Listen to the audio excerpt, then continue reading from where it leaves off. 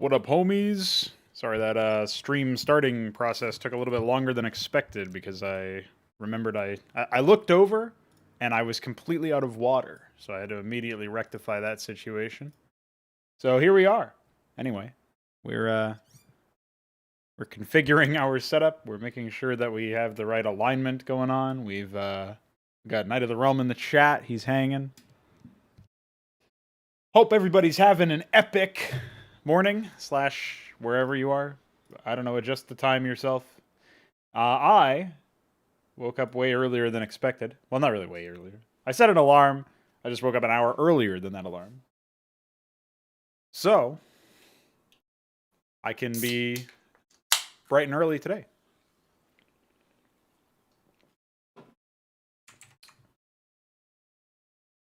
What else we got here?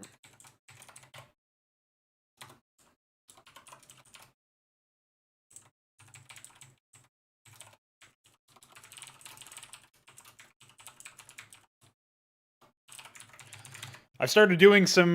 This is just completely unrelated to what we're about to talk about, but we'll network this into the opener, the intro on the timestamp. But started actually logging my time, including like specific times that I start certain activities, like streams or work sessions of various kinds. And you know, I had some aversion to this activity.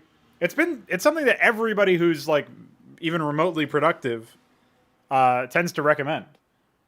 So like there's a couple of things that you'll hear all the time if you ever look up like I don't even know what you would call them. They're not really self-help videos or tips or whatever, but the idea of working on productivity itself and like improving your process.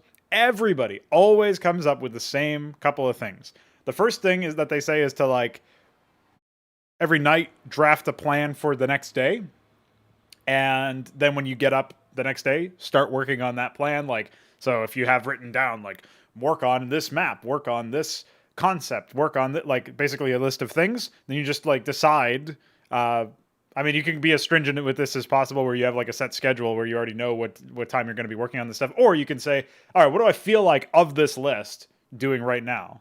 And then you do those. And that's pretty like, okay, that's pretty nice. Yeah, I did that already. I did that without even realizing I was doing it because I was writing down a bunch of shit on the calendar back there that you can't see. I was writing down a bunch of shit on the calendar, and I was like, all right, I got all this stuff on the calendar that I got to do.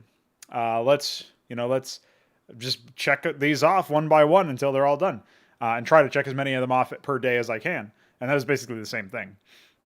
But the other thing that everybody recommends is to write down what you do and when you do it, and basically keep a time log so that you can look back at your time and say like, okay, how much time actually did I work today? And then that will very quickly expose where you're just wasting a bunch of time, assuming you are. And I definitely am, or frequently do. I mean, I'm still pretty productive. Like I still get like somewhere like 4 hours of work per day is pretty low for me. That's like the low estimate, but I never dip below that. So I'm always able to do more than that. Or not always able to do at least that much. And usually I go up to 6 or 8. But actually seeing the time that I've wasted in certain cases was pretty eye-opening. Like yesterday was a bit of an outlier day where I did only get like 5 hours of work done or something like that. But I spent a bunch of time with family, and I also took long walks, and I wasn't even awake for that long because I slept in. So there's like a fucking perfect storm of everything wrong that could go wrong or whatever. But I thought that was kind of funny anyway. But yeah, ultimately it was just it was eye-opening to actually see that. So this month I've committed. Long story short, moral of the story, point of the story, I've committed to actually documenting my time. And so if you see me switch over to my other monitor setup and you're wondering what I'm doing on my other monitor, that's probably me typing what I've done or checking off a list of things or whatever, because now I do that. So, you know. I think it'll be a good thing, even if it seems really goofy. So, let's hope that that's the truth. What do we got today? Xibalba is the setting for Cosmonarchy and Dreamhold. I actually wanted to go over a couple of things today. First off, meet my bright-ass white screen. This is WickedPad, which really should be called WikiPad. but I'm guessing WikiPad was already trademarked or taken, so they went with WickedPad, which is really dumb. But WickedPad is seemingly very minimalist software that basically allows you to create a network of notes, similar to a wiki, with hyperlinked aspects. And you can basically jump to like okay, here's the Xibalba page, and now I can jump to Regencies, or I can jump to resources, or upstarts, or something like that. I don't know what the scratch pad is. I'll just delete it. Ah, the scratch pad cannot be deleted. Okay, well, minimalist software, by the way. But yeah, that's basically what this is. So I can switch between, you know, different preview, like being able to write in it and then actually being able to read it as normal. Obviously, tabs are not taken up, unfortunately, so this is actually more legible than this, but whatever. Oh yeah, and then I removed this, so I don't really need to worry about that. I actually don't even know how useful this is, but whatever. So yeah, you basically have a ton of like hyperlinking or whatever, and you get to also just have like I have individual pages for what on here are just like part of the same thing that are like different sections as you walk through. So ultimately, pretty useful. Big fan. Yeah, I'm not this is something I've only been using for a couple of days now. There's probably some extra shit I could do. Like I'm sure there's a dark mode plugin somewhere, because every program that has a plugins thing has a dark mode. Also, it said I was supposed to be able to install my, install some sort of, what do you call it? Spell check, but like a spell check plugin, which I did think I did, but I don't know. Maybe it's an option.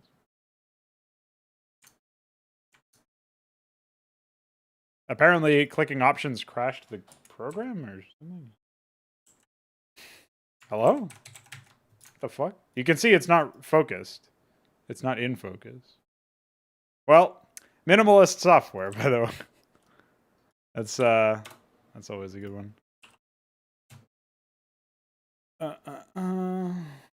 Yeah. It's not really in use by another version. Okay, let's try that again.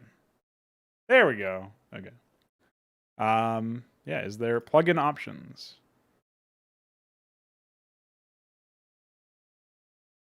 Apparently I just don't have whatever plugin I was supposed to. But that's fine, I guess.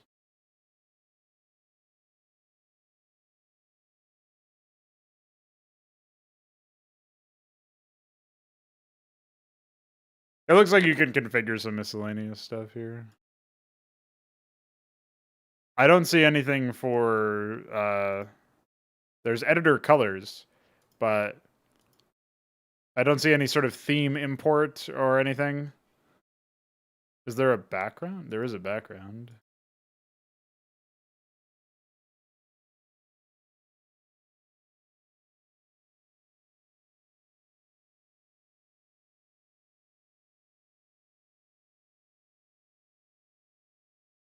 What if I do that?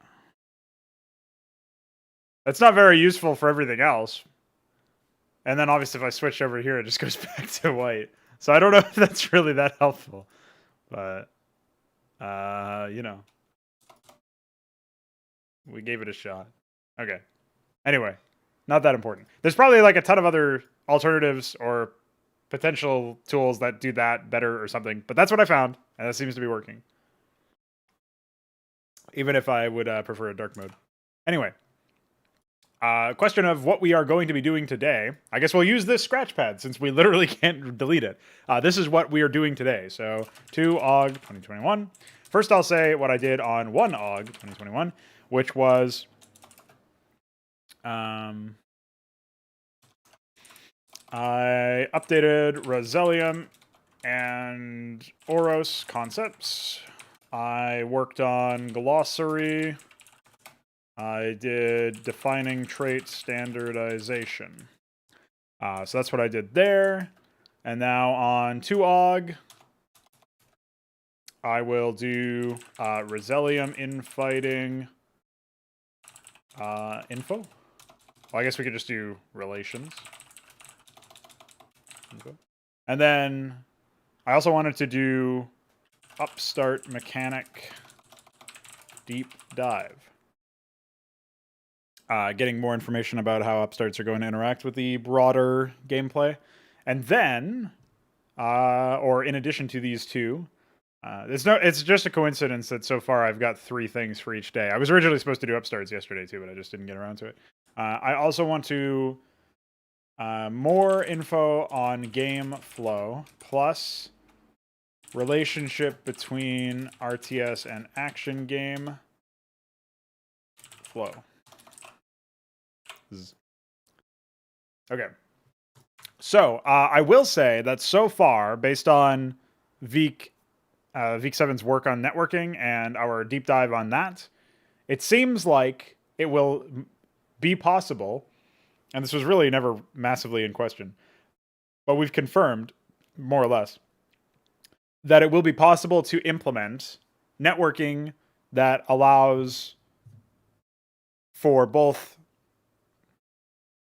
thespian gameplay, as in the action game Dreamhold gameplay, while also having the RTS gameplay be like having players interact with the game as RTS players and action game players simultaneously. So Cosmonarchy game flow will be achievable alongside Thespians. So theoretically, you would have the option in Dreamhold, like again, if you're playing a game of Dreamhold where there's like the opera system and stuff, you would have the option to join as a supporting cast player. I'm not 100% sure how frequent that would be, but the idea is that there would be like AI support for both Thespians and for the supporting cast. So if you wanted to play Dreamhold as an RTS in single player, it would probably be possible, but that wouldn't really be like, I feel like you would be missing out on a lot of gameplay there, and the main thrust would be balanced around the idea that the player is playing as a Thespian. So I'm not 100% sure about that side, but I do like the idea of being able to unify them and have RTS players and action game players in the same game playing the same instance, like the same level, but interacting in very different ways. The one caveat between RTS and action game having being in the same environment, being in the same instance, is obviously when you're playing Dreamhold, it's a game about precision. You should be able to be very precise. And the trouble with networking is I don't know if it will be feasible, and we still have to explore this very heavily. We've explored it a lot already, but Veek specifically has told me that there's still like a little bit more exploration on the horizon for us. We still need to confirm whether this is even feasible, but I'm not 100% sure if there's a networking solution that works for lockstep deterministic RTS while also being lockstep deterministic action game and syncing those inputs. There's some interpolation that we've already done, that Veek's already done, and there's some capacity for that. But anybody who's played, for example, Counter-Strike on 100 plus ping will know that it's very difficult to be precise with your inputs when you have just that much of a millisecond delay. 100 milliseconds is really not that much. In an RTS standpoint, 100 milliseconds is actually not that bad. It doesn't matter nearly as much. It still would be disorienting and would impact your ability to precisely micro. Again, precision is what is affected. But because you don't need to be massively precise in an RTS, the same way you would need to be in a shooter or indeed in an action game, it affects RTS games less. And that's why TCP lockstep deterministic with no client-server interaction and just being peer-to-peer, that is fine for an RTS, because even if the turn rate does go up to 100 milliseconds, effectively, that's not really how you measure turn rate, but you get the idea. Even if you are dealing with 100 millisecond delay or more, that's not really that disruptive for something like an RTS. It would be, again, disruptive for playing, like for trying to micro very precisely, but that's not a requirement to win, even at a high level of like something like Brood War, for example, where you can have turn rates and lack of precision without actually it does mean you have to play the game like differently to an extent, but that's always the case with online versus LAN ping or low ping. So that's not really that much of a concern. My current assumption, based on what the information I have and Veek has shared with me and the work that Veek's already done, is that we will be able to achieve something, but that you will be theoretically pushed more into defensive or like thespian roles, basically, that rely less on precision. So obviously you can be a bit more of a tank brawler bruiser type thing. You can itemize for that and you can gear up for that, and that will still be successful, but that's successful partially because you don't need to be as precise because you can afford to take more damage. So you can have a playstyle that doesn't like basically rely on being a glass cannon or whatever, because precisely dodging attacks and precisely weaving between combats and arrows obviously means you you need to have low ping, obviously. So that's probably something that's not avoidable, but because we have, roughly speaking, between 100 and 150 milliseconds if you're playing from America to Europe, and so the fraud crew, basically, that does mean that like we need to figure out how to have that be the case. So we got to wait and see how it works out, basically. That being said, the plan to have RTS and action game players in the same game is still a go. And the WASD method of play, that might change instead of it being, oh, well, we just can't have this. It does seem like this is going to happen no matter what. But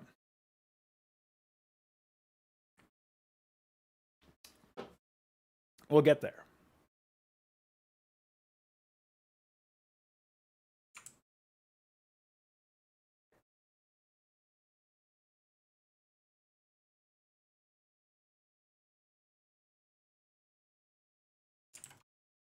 Yeah, I'm kind of surprised you haven't switched over to digital, but I guess you probably don't have like a tablet or anything, that a stylus or whatever.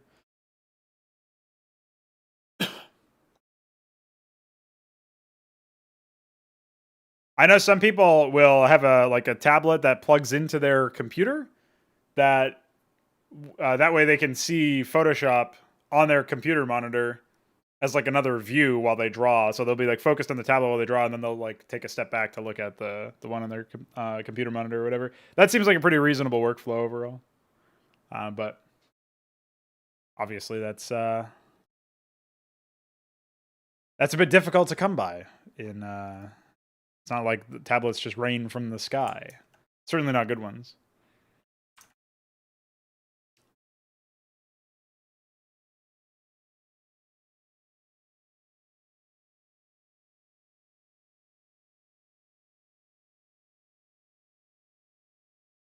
Yeah, well, it would also allow you to like separate it out into different layers and like, oh, I'll just hide this stuff because it's not like this is a variant or something. So I'll just hide this, or this is a reference or a size or something like that.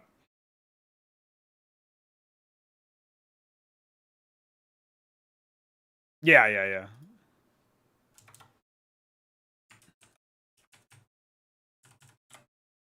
Okay. I'll just throw a 3 in there because 3. All right, so since we know what our goals are, right?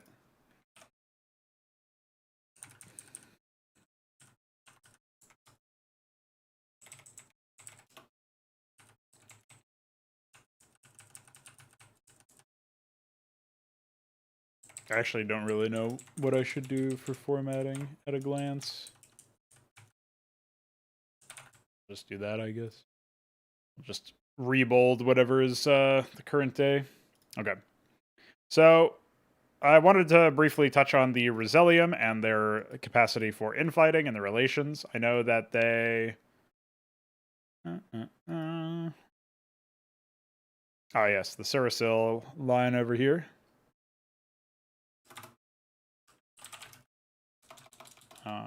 While it is rare... I do begin a lot of sentences in these paragraphs with, like, while it is, or though it is, or whatever, some similar device.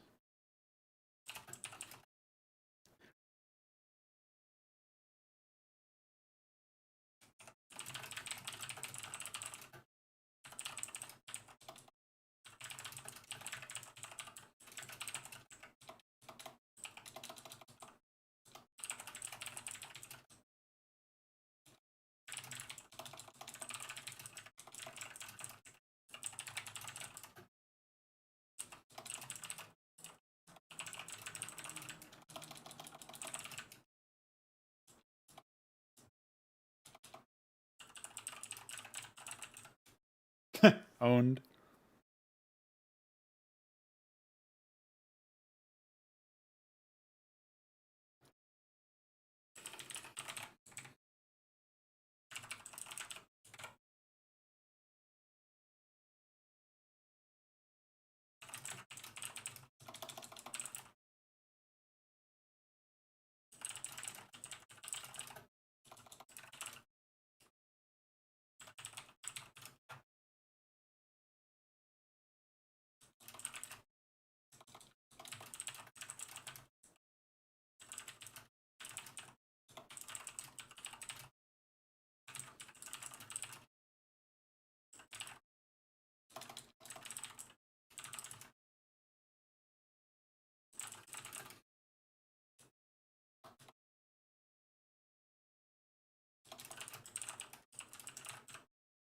There you go. Just a little bit of a something to discuss.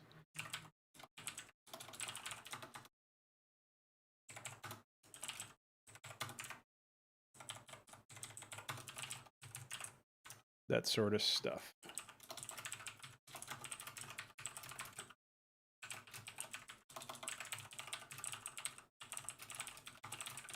I think it's important to actually document the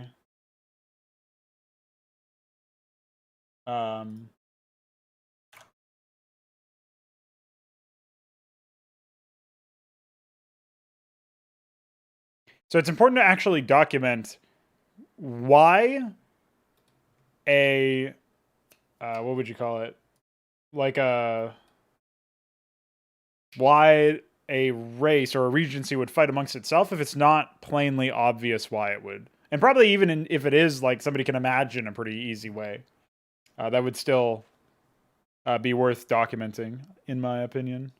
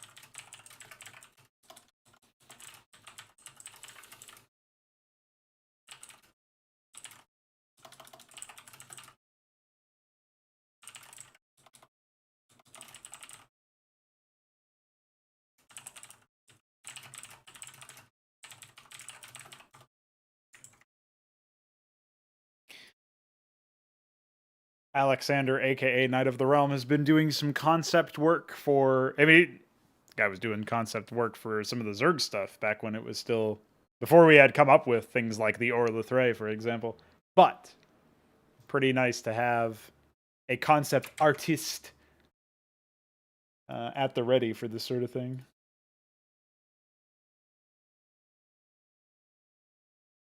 It's actually kind of surreal because I've had ideas for specifically like Keltar and Makroldas.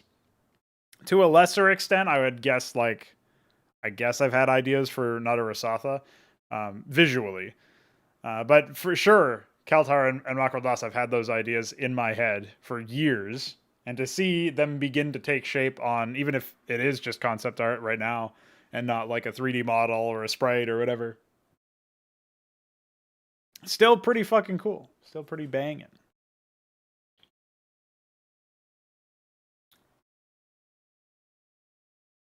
Okay. Oh yeah, I was going to refresh and take a look. Yep. All right.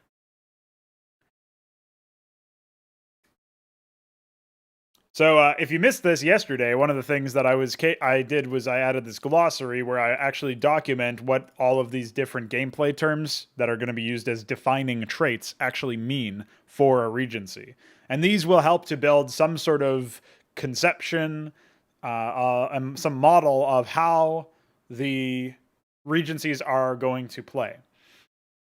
So our first example, also the most familiar example, are the Ancifi, and they are frontal, soldiering, lively, physical, and familiar. So if we go to look at what all of these mean, frontal, as you can see here, is the first thing. It's the kinds of attacks you can expect, kinds of weapons. Perhaps that should be there instead of attack types, but you get the idea. And this means that they have a focus or a disposition towards melee and short range. Now, crucially, should be noted, these are not binary terms. They have to be, it has to be known that there are going to be outliers and there are going to be like specialty elements that are on a different level of extreme or buck the trend or whatever. But by and large, all of these things are going to be true. So generally speaking, these are speaking in generalities. So in general, the Ancifi will be focused on melee and short-ranged attacks. Now, down in the second category of movement types, we have soldiering, which is in between inevitable and agile. You'll notice I tried to pick terms, and some of these terms might need to be morphed or changed or whatever. I did try to pick terms that specifically would provide this assessment, this tacit sort of value judgment of, oh, there's a value to this, and that like that's where instead of just being slow as opposed to agile, it's inevitable. Like, oh, unstoppable, perhaps. Like it's a synonym for something like that. And that way you don't feel like, oh, I'm playing as a slow regency. It's like, no, I'm playing as an inevitable regency. And just that change in comprehension. It takes a little bit of a learning curve to understand what the term means in this context, but once you understand that, you'll know what's going on there. But soldiering is obviously in the middle. It also says that it could just be a range of different movement speeds. This is probably just going to be like, I'll probably just reword this to be like both slow and fast, but middling is also another good term. So this is what I've got for now. So the Ancifi are going to be middling. They're going to have average movement speeds. Vital types, there's resilient, swarming, and lively. This crucially doesn't just refer to how tanky something is, but also what the number of the units are. And as a lesser note, it also kind of informs the general costs of units. This isn't true in all cases, but it is in most. So for example, if you see a swarming regency, you can expect that they have cheap units. At least the ones that fit the swarming bill will definitely be cheap. And the same is true for resilient. The inverse, I should say, is true for that. So the more durable, the more expensive, generally speaking. Now, lively is what we had for the Ancifi, so we know that they are average in both vitals and numbers, or range between both extremes. This is where it's kind of incomplete documentation. There probably could be one point on either side of the middle point, where this becomes, instead of having 3 for each type of these opening 3 types, we have 5 options. So there would be one in between lively and swarming for kind of swarming, but also not that weak. And then there would be ones that's in between resilient and lively that's like, okay, kind of tanky, but not as tanky as resilient ones. That sort of thing. So the Ancifi would be more towards resilient, but they didn't get across the finish line to cross over into that territory. At least currently, that's my take. And then we go into playstyles and textiles. These are a little bit vaguer, but you should be able to get what's going on there. Physical means a conventional approach. You can expect tanks, you can expect vehicles, like maybe a strict dichotomy between, or trichotomy in this case, between like infantry, vehicles, and spacecraft, that sort of thing. Scrappy means that they are built with the recycling of corpses and rubble in mind. Also will probably mean something a little bit extra on top of that. Generally, scrappy regencies tend to also be physical. So this is like probably the area of this documentation that needs the most work, because I find myself very often, if you go to the Rhazellium, you'll see that they're the only regency actually that just is scrappy. Most other things have some combination, like physical/mystical here for the Githrovan.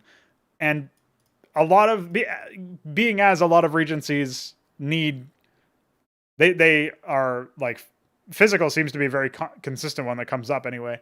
It does make me feel like maybe there needs to be another category or something where scrappy is like a flavor of playstyle, but it's not like the actual playstyle. I'm not 100% sure. Scrappy will also be true of things like, maybe there's a better term that I could use for it as well, because scrappy kind of implies kind guerrilla warfare or something to that effect, or like just an underdog in general, which is true for Ember Seat, but not true for Rhazellium and not true for Thruck, and you get the idea. Not really true for Mackerel DOS either, but I guess sort of in a technological sense. Deathless means that there are many interactions with death and or corpses that allow for persistent presence. This is obviously for Bithrantir and Nadarasatha. Currently, those are the only two that have that. Mystical, access to disruptive, supportive, and or utilitarian behaviors that morph the battlefield. So you can imagine this is basically like saying you have a large number of, I'm calling them mystics, they were specialists before. The idea that you have energy, basically, and you use it to cast abilities.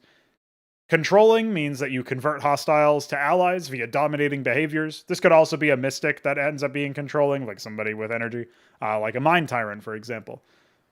Cosmic, access to enormous metaphysical power that manifests differently than raw technology. So this would be stuff like the Thruck, the Cathethrons. To an extent, I imagine the upper level of the Githrovan will be like this, but they haven't gotten the tag because it just doesn't really make sense for them.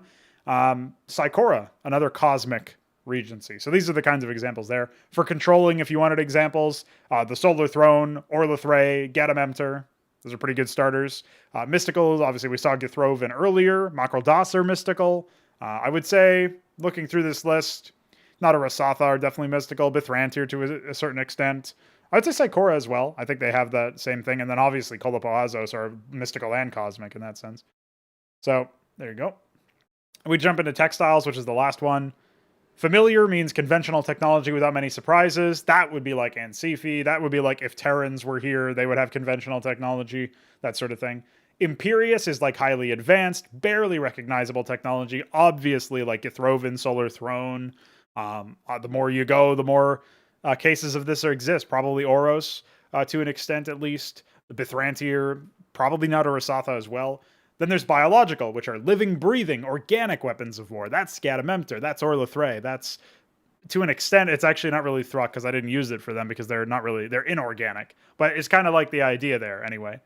And then there's Manifold, which is a merger of various styles, usually scales up in advancement the more tech tiers you go, which is like, obviously that would be something that combines technological stuff with living, breathing stuff. I guess growing in advancement really isn't that helpful here, but it means that the idea that even if you start out with a lot of biological stuff, Manifold would describe the Mackerel DOS in this case. If you have a lot of biological things at the beginning, but then you grow up in towards more advanced mechanic stuff, mechanical things, that would be an example anyway. So if we look at Mackerel DOS, they have the Manifold textile, because they start off with the Dossier, then they grow into the Docret and the Mackerelon themselves. So yeah.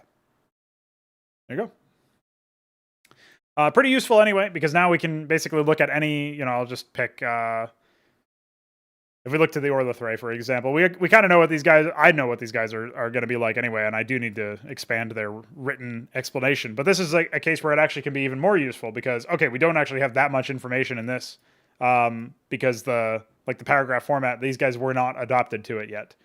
But we know that they are roving, agile, swarming, physical/controlling, biological.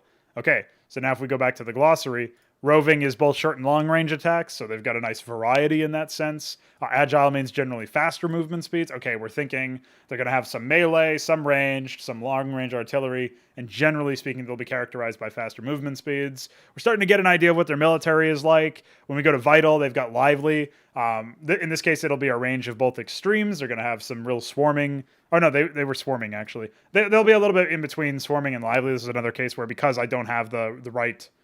Like, I don't have extra dots in that gradient.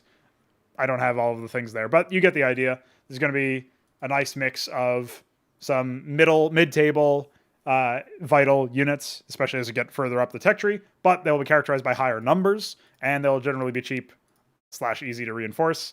And then, obviously, we come down here. They were physical as well as controlling. And then they were biological. So we know... The textile kind of informs the playstyle in a way, where it's like, okay, I see physical here and controlling here. That could mean like a Terran military style, but it has some way to control stuff. And then you see biological in the list of the textile, and oh, okay, it's not something like Terran. It's definitely going to be something more like Zerg, as an example. Obviously, the Orlithrei right now feel very derivative because I haven't actually explained a lot of their unique mechanics that set them apart from Zerg, but we'll get there. with some more involved descriptions later on. But now you're getting to the idea of, oh, we've got some conception of some model of what the Orlithrei will play like. And this will actually provide you with more information in general.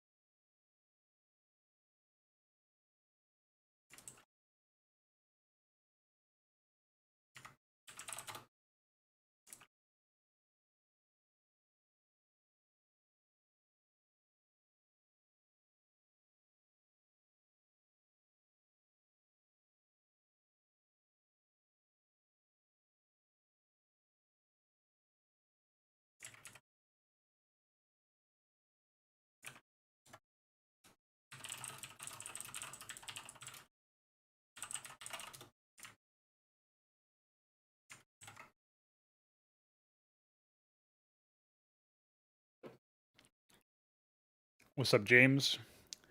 I assume you're talking about Cosmonarchy's Brood War version, because this isn't a mod, this is its own game, but it's not done yet. So I think, assuming the stability issues were resolved, they would probably enjoy the strategic diversity. And there would be a brief period, I mean, like with anything, when you get started on it, but people are taking it seriously, there's a period where everybody's trying to find the best strategy, and everything is new, so everything is novel, and people are trying some really wacky stuff, and then they innovate based on that, and they continue to drill down to like what the best stuff actually is. So I think it would be pretty cool. I would definitely watch a lot of that stuff, but I also am the mod's creator, so obviously I have a vested interest in saying, yeah, it would be epic. We actually had planned to include a tournament a while back, a two versus two tournament, because it was supposed to be a little bit more team-oriented, larger scale. But because of that, or despite the fact that we had planned it, the stability issues definitely got in the way. We also didn't actually have replay support, because mods usually break replays, because replays are programmed in a very stupid way, and our mod was no exception. So we never really got to the point where we could properly vet the results if they were going on. Like if you imagine one of those like challenge.com brackets or whatever, where there were games going on simultaneously. If we weren't watching the game as observers every single game, then we would have a situation where we would for sure be fucked up.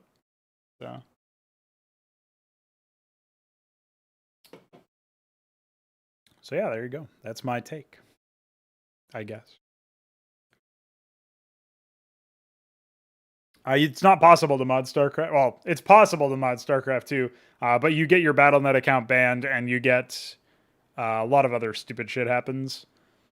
There are game modes that are called SC2 mods, but they're not mods, because modding, the definition of modding is doing something you can't do in the editor, or with the provided tools. And yeah, there's a variety of reasons. StarCraft 2 is an inferior product in every way to Brood War. It's got worse gameplay, it's got worse scalability, worse performance. So you have to spend a lot longer on fucking StarCraft 2's base product before you could actually have anything worth playing. Then you come into the performance angle. It's actually impossible to make performant AI for anything other than a 1 versus 1 scenario. Even 1 versus 1s with competent AI just grind the game to a screeching halt in the late game. This gets only worse the more you try to extrapolate out with higher scale. So you're limited to lower scale conflicts than in Brood War, which is embarrassing because Brood War is already pretty small scale. And yeah, everything else is yeah. People have tried, as Stratos Taigo, aka Skytech, is cluing you into now. People have tried, but they've not really gotten anything worth looking at. Blizzard accidentally made Brood War what it is. I'd say it's the perfect storm of factors, because Brood War was a game that they just didn't try to balance, which means they didn't fuck it up, basically, nearly as much as they fucked it up. Like, it's not balanced, but people tried to make it balanced through maps, because this whole cottage industry of Korean esports started springing up around StarCraft in the late 90s, early 2000s. Really, the early 2000s was when it started happening, really. That's because Korean culture started shifting more towards computers. They got really good internet infrastructure in. I think they were bouncing back from, if memory serves, they were bouncing back from like a, what do you call it? Like a economic downturn, a miniature depression, you could say, or a recession or whatever. So they were bouncing back from that. They had really good internet infrastructure, and this game came out that people started playing in internet cafes, and one thing led to another. The Korean Esports Association, KESPA, started working on stuff. Eventually, there's a lot of stuff I'm skipping over here, but eventually you get to the point where people are like, you've got people who are employed to make maps in SCM Draft 2, which is not, by the way, the actual map editor. It's a third-party map editor, because Blizzard's map editor was terrible. And yeah, it's just like the fans did most of the work, as with most success stories. So StarCraft really helped solidify them as a serious developer, but it mostly was not because of their impact. Like, they left a dysfunctional product. Like, Brood War was just not even, like, it has so many issues with it on a code-based level. This dysfunctional product functioned well enough in 1v1s, I guess, but they don't even have, like, they didn't even actually have north-facing ramps or anything, so people had to scrap cobble them together out of broken tiles that conferred height advantages at the beginning of the ramp, where it's supposed to be lowest to the ground, but not at the top of the ramp where it's closest to the high ground. So you would just miss attacks when you weren't supposed to, and hit attacks when you were, and so on and so forth. So yeah, there's a lot of problems, okay? There's a lot of issues. At the end of the day, it never got really the support from the developer that it needed in order to be a serious competition. I won't say esport, because that's kind of a loaded term. But everybody had been so invested into it at that point in the Korean side of things, and people were really enamored with the storylines. It had a lot of history, a lot of really great competitors. The game had a really high skill ceiling, and as a result of Blizzard not fucking that part of it up through patches or through general poor play at the beginning, you got to the point where the fans did everything else. The esports scene did everything else. Now, I can't really answer your question about why they got so popular other than StarCraft, because I am not the target audience for a game like World of Warcraft, and everything that they released after StarCraft and everything they released before StarCraft, I mean, I would include StarCraft in this assertion, but everything has just been terrible. Like, they've all had so many issues. StarCraft just happened to be caught up by mass appeal. Warcraft 3 was sort of like that too, but it got overrun by Dota eventually, which Blizzard obviously laughably just said, no, Ice Frog, we don't want Dota. And then they decided, oh, maybe actually we do. It'll be called Blizzard Dota, Blizzard All-Stars, and then it turned into Heroes of the Storm, and then they shuttered those doors too a couple of years back. So.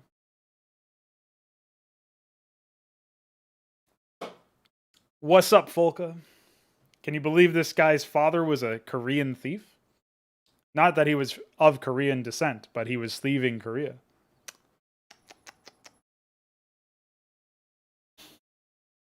Anyway, that's a brief history of Blizzard and why everything they've made has been terrible. Except not really. I didn't really go into that. But yeah, I'm not the target audience for an MMO, so I can't really answer your question as to why they got so popular. I know World of Warcraft made them very popular and a lot of money, but it's just never been a game. Like, not even a good game or a bad game. It's not even a game. You know what I mean? So I got nothing there. So, as we're precariously perched, trying excuse me, trying to figure out where to go next, I should remind people that we have 17 of the presumed 20 regencies already planned in various forms. I didn't realize the Orlithrei were actually that sparse in terms of their description, so I will take a quick pivot to fix that. I already know a little bit about what they're going to turn into. But yeah, I guess let's bang that out, and then we'll jump into some other stuff. Oh, I actually forgot. This is something I have to do in general. I will...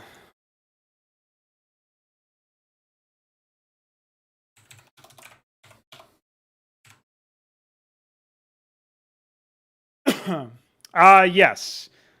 I mean, I don't think they're unfair or anything.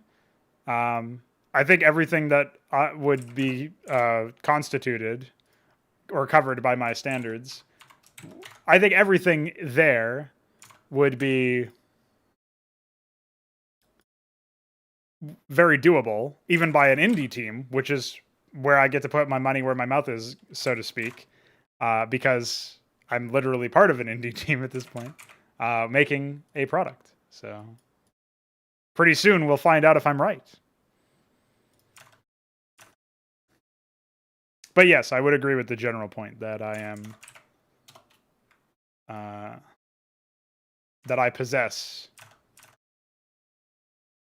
higher standards than the average consumer.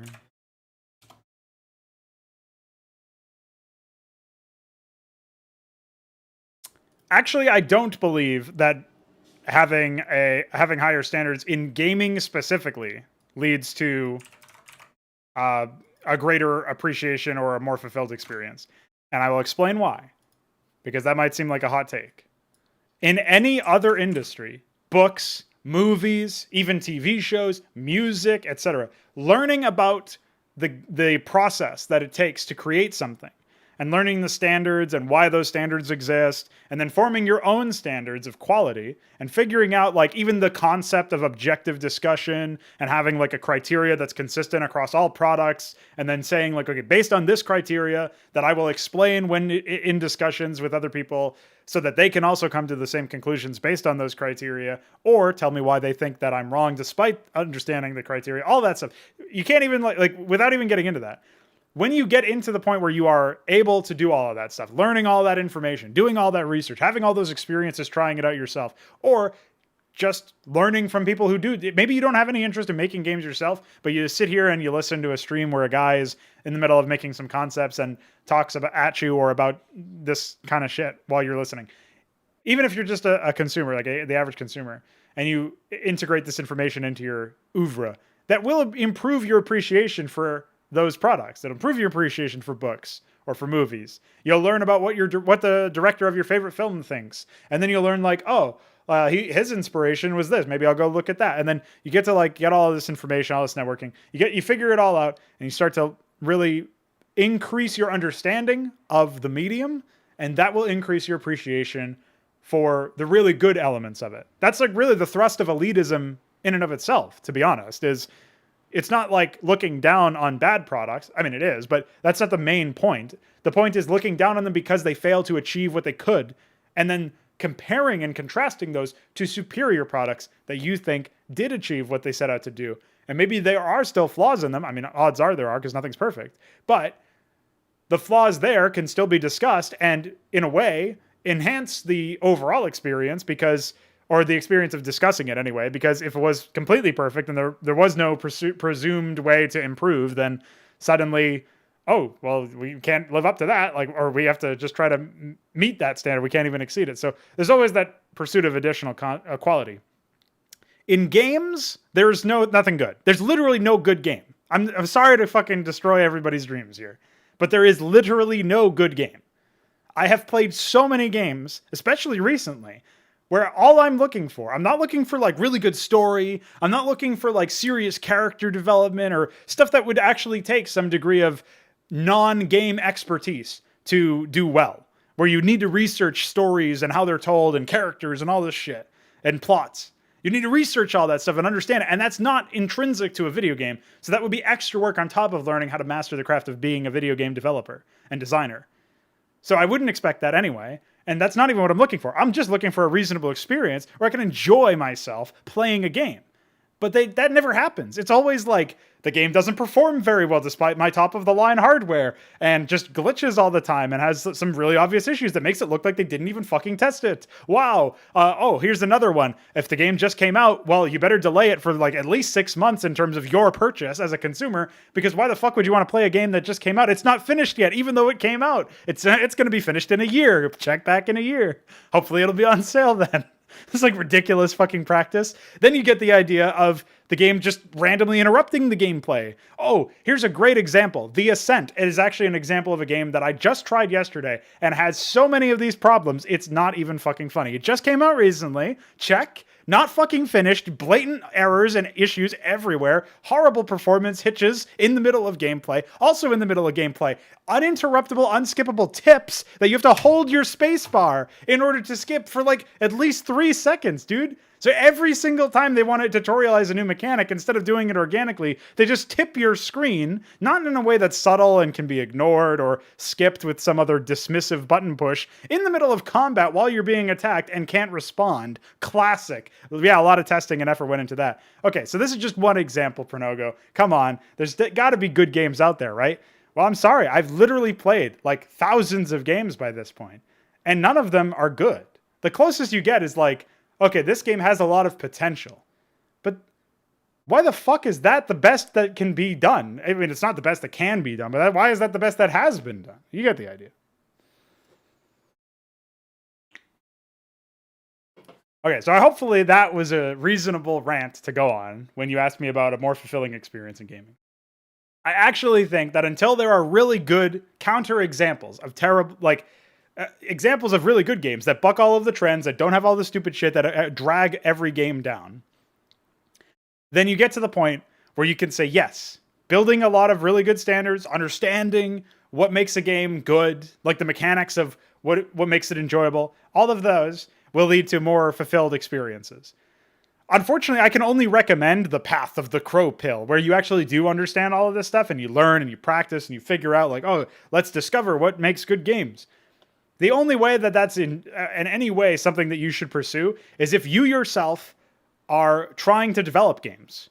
Because if you're trying to develop games, you should actually learn this stuff and you should figure this shit out. But if you're not trying to develop games, if you're not trying to assemble like, okay, my response to the games industry being bad will be to make a good game. If that's not your goal, then why would you learn about this stuff? Like, if anything, all it's going to do is reduce your enjoyment. There's a reason why people say that they've grown out of games, by the way. It's because their general standards as living entities has increased, and games have gone down in quality. Not even stabilized. They've just gone down. They've gotten worse since the early 2000s, which is not where they were, like, very good either, obviously. So, like, this is a case where if you're just a consumer and you have no interest in pursuing development, which you don't have to. It's not even a bad thing. Like, not everybody feels the call to create. Not everybody feels the desire to make something. And if they do, it's not always video games. And that's totally fine. But if you're not interested in game development, in terms of actually improving, and like making a product that improves upon and learns from history, then you should not learn. I would say it would be a net detriment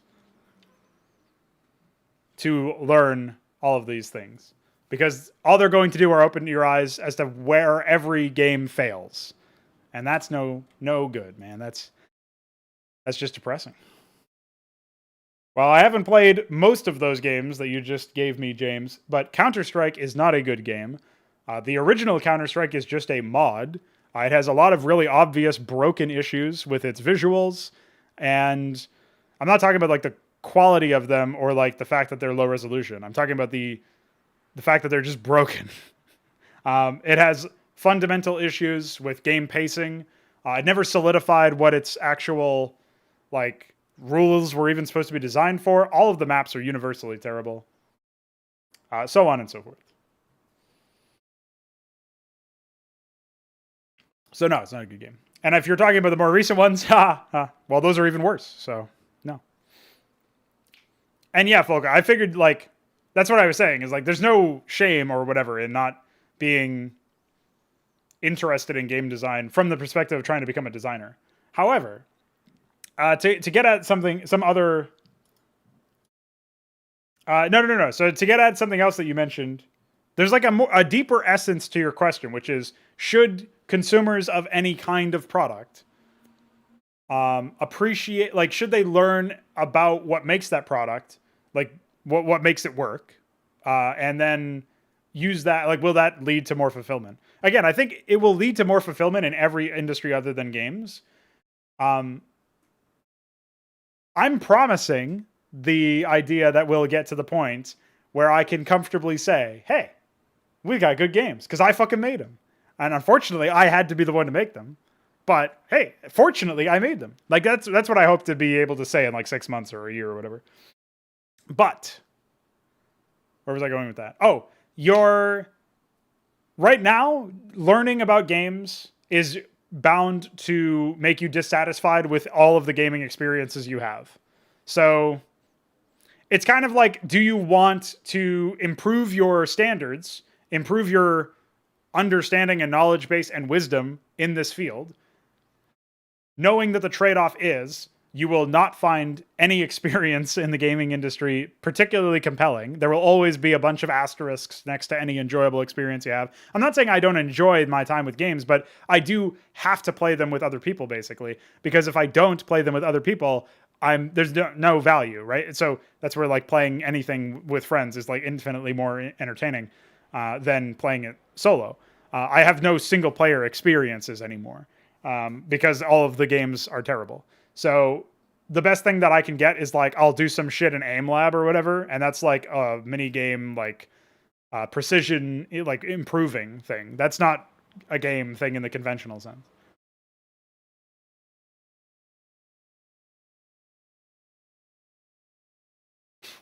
I think James had a few too many of those stolen fuel truck tanks in lieu of alcohol or something.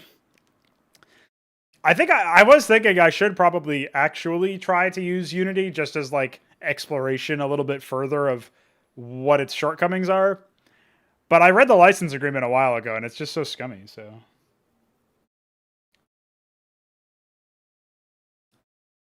Yeah, we literally have our own engine, so I don't know why we would use anybody else's stuff. What's up, Mutas Dozen?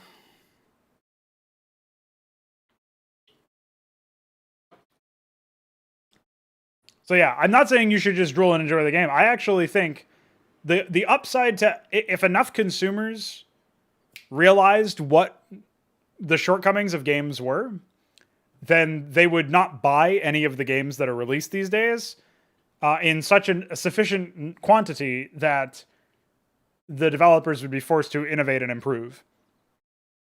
And it's not even real innovation, in my opinion, because this is all stuff that's, like, been done. So you get the idea. In the long run, it would definitely, like, the education side of things, improving people's understanding of stuff, would definitely benefit things. And that's what I aim to do. And that's why I'm spreading the crow pill. That's why I'm writing prescriptions, whatever the fuck joke is. You get the idea. That's why I'm doing that stuff. And it's also why I'm making my own games. Is in some way, I do want, like, obviously the main motivation, you could say, primary motivation, is I want to be able to say, okay, I've got some leisure time here. I'll spend it playing a game. And I'll actually have a good time because it's a good game. The fact that it's made by me is not really that relevant, to be honest. I just want a good game to play. That was the reason why I started making content in the first place in Brood War, because I wanted good Brood War campaigns and products to play, and none existed. So I was like, all right, I'll do it myself. So in many ways, a similar reflection of a similar mindset. But yeah, the value of education, the value of learning about that stuff and being aware, as you're saying, is very high, and something I totally 100% with no strings attached think is a good thing, no asterisks, in every other realm of existence, pretty much. Maybe not politics or like, what's the term? Geopolitical elements where or whatever, because that just gets people depressed most often. But at the very least, like, every form of media that is used for relaxation, like TV or books or whatever, learning about that stuff will make you a more, like, it'll inform your purchasing decisions. So you'll spend money only on better products, and you'll have a more fulfilled existence because you'll be consuming better media in your downtime or whatever. Basically, you're adding value even to something that by itself, our culture has this weird obsession with it not actually providing value. But if you, I think part of that is a reflection of the average quality going down. So whatever. Yes, truth hurts, but worth it in the video game space. And that's why I was saying, like, if you're just a player and you have no aspiration for improving the games industry, and you have no aspiration of entering the games industry yourself, then there's not really a good argument that I have for learning about this stuff. But if you're trying to guide your purchasing decisions or use something to guide your purchasing decisions towards higher quality stuff, then yes, it makes absolute sense to learn about something, because that's just a truism in general for all media, all products. So yeah. I hope that provided some insight.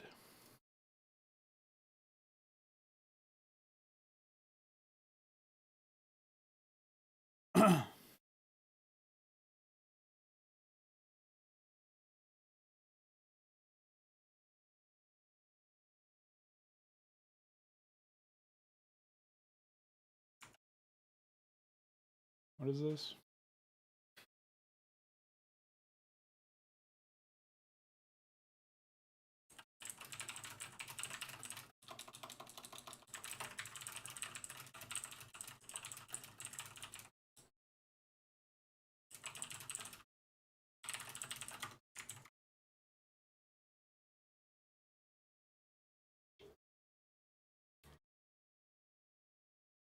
Well, the novel experience is having a good experience in the first place. The novelty comes from it being good. This is like a similar argument to my point about how ideas are pointless. Like, ideas by themselves mean nothing. You can have really compelling ideas, but if you don't execute on them well, then who cares? All I can say is, well, that setting has potential, which is like StarCraft in a way, or Warhammer 40,000, or any of these other sci-fi art settings. And then you go into the execution and it's just terrible. It's like boring. They went for the drama. They talk about fucking love stories and shit. And meanwhile, I'm over here like, what about the giant armies of units that I'm using to play the game and defeat my opponent? What about those giant armies? Oh, we have to think about Kerrigan and how she feels bad because Raynor insulted her after she killed two characters that also weren't really that intelligent. Okay. While you guys are doing that, I'll be sleeping, waiting to be woken up by actual gameplay. Oh, I slept through the whole Brood War campaign. Ah, shit. Who would have guessed? All right, James. I agree.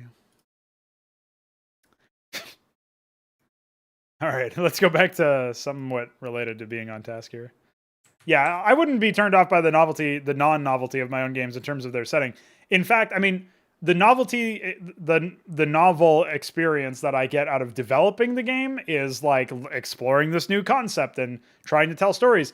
And then as a creator, when you get your project or your stories or your product or your game or whatever is interacted with by other people, and you get to have that like sort of conversation, that's also another novel experience where I get to like listen to what somebody else thinks of it, and then I maybe engage with like oh, this is where you might be wrong about some aspect of it, or this is where, yeah, you're bang on, I really like this, or this is a take I haven't heard before, it's really interesting, makes me think of this aspect of it or whatever, and stuff like that. So there's still novelty embedded into the experience. It's just it's during the development of it and in engaging in people after it's been released. Those twin experiences or categories of experiences are where a lot of the novelty comes from for me as a creator. But just playing a game that is actually good, skill testing, respectful of my time as a player and as a consumer, gives me value for the money that theoretically I would have put in. Like, I'm putting in money. I'm putting in opportunity cost by working on the game, and money in other ways, like paying people out their salaries or their commissions or whatever later on. But yeah, so there's still going to be novelty as a creator. It's definitely going to be different. Like, you can't separate it from, oh, this is very different, having been a part of the creation of this, I'm not going to have the same experience. But to an extent, there's going to be some novelty to the experience as well, because if I got somebody to do voice acting for the project, if I got somebody to do the models and the art or whatever, and the animation or the programming of certain things, I might have come up with concepts as I am doing on this stream, allegedly. But I am coming up with. I'm just a lot of the times I'm doing a bunch of stuff that's like on paper, like just on a web page planned, and then I'll do like the assembly of the level design. I'll do the writing, script writing, the story writing, the world building, and I'll do the dialogue. I'll do the AI configuration. I'll do the level design. I said that already. I'm trying to think about some other shit that I do. So I would just do the assembly of like the actual levels that the player is playing. And playing those, there would be an experience of maybe non-novelty or a lack of novelty. But even then, I'm experiencing the elements that other people have made. When I booted up Cosmonarchy and checked out the new ion cannon attack animation, the first time that was added in by DF, I was like, oh shit, this is pretty cool. Yeah, nice. And it was an enjoyable experience to be able to say, like, yeah, we've got, a variety of different opportunities here. And I get to see like what other people have put forth, what the work that they've been able to put in, and it gets brought to life. And yeah, maybe I'm hooking up the animation code or adding the graphics to the game or whatever after they've been generated by somebody else. But there's still a novelty factor of witnessing it in action when I wasn't the one who engineered it to begin with. That's very helpful. And so that consortium of events, that or confluence of different factors or different people touching the project and influencing it in certain ways, is always going to have some novelty factor. That being said, multiplayer is always also going to be novel because I'm playing against different people or with different people. Anything co-op is going to have novelty to it. There's going to be a lot of novelty insofar as there's going to be variance between runtimes. So if I'm playing the same mission that I've already played 3 or 4 times, there's still odds are I'll try a different strategy than before. I'll play differently than before, even if I have a similar strategy. My opponent will have a range of strategies they may select from, or they'll adapt in a certain way that might be different depending on something that I did or something that another opponent did if it's a free-for-all. You get the idea. There's going to be like a bunch of variance between runs anyway. So there's always going to be some element of novelty where a part of the discovery of what the level is about or what the experience is about, if it's like a multiplayer PvP battle, that's always going to be more interesting. Or not more interesting, but novel. There's going to be some novelty to it.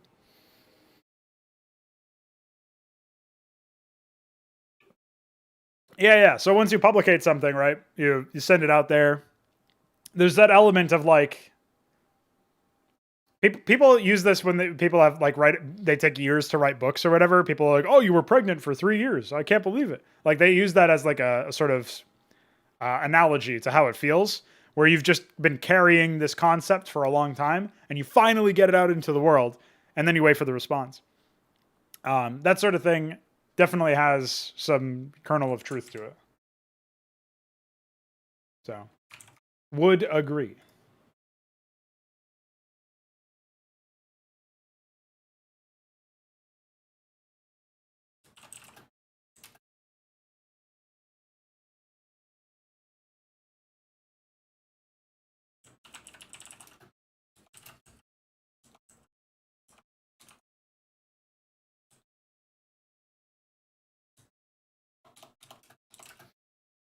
Mm.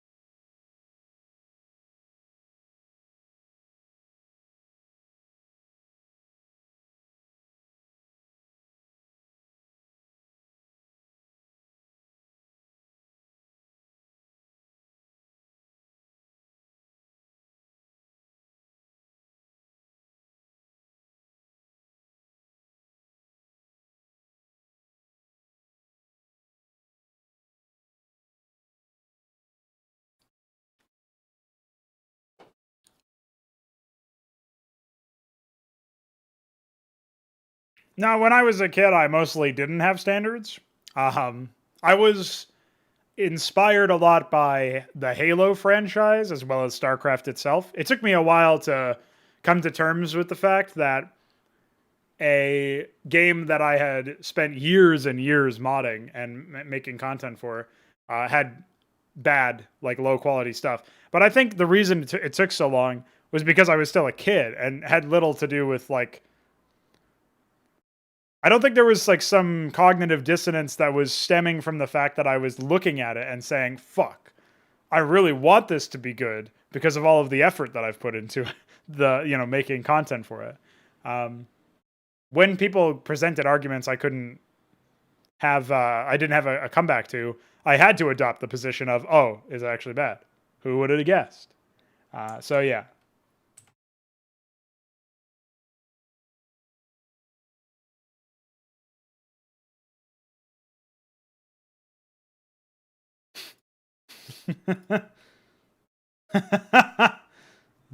Dynamo getting owned.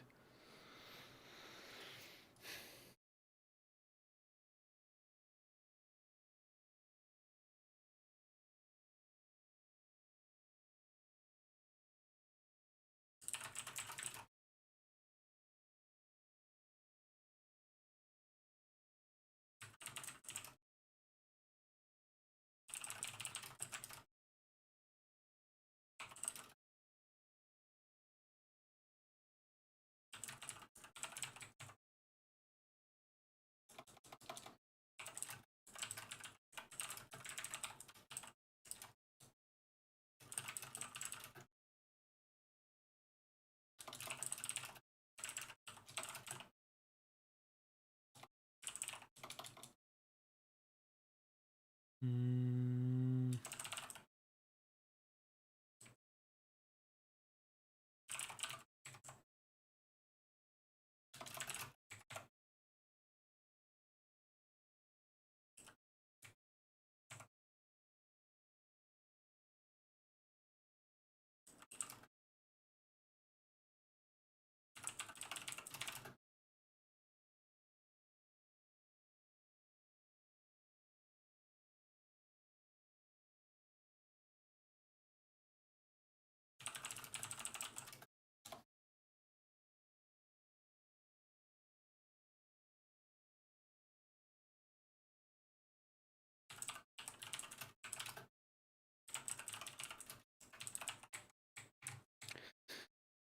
Oh, it is a little bit awkward that I have to find ways to hand wave, justify why something organic works on organic and inorganic enemies.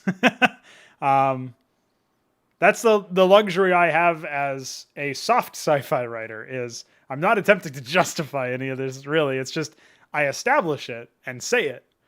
And then you see it happen on the battlefield, and that's hopefully enough. Like hopefully it's not massively absurd or immersion breaking. I'll certainly attempt to. That's part of the benefit of publicating a lot of this early draft documentation is that people publicly or privately can look at it and say, this didn't really make sense to me. Maybe you can elaborate on it, or what do you think about this like very obvious counter argument, or something that might be obvious to them that wasn't to me, or something. So you get to focus test that almost before you start really nailing home um, the writing of the like presenting it to players in that sense. Because none of this documentation, I won't expect any player to actually read through this. This is mostly for people who are interested in the project as it's developing, and if they want more information on the world building and the concepts behind a particular regency, they can look through this sort of thing. So, yeah. So far, so good.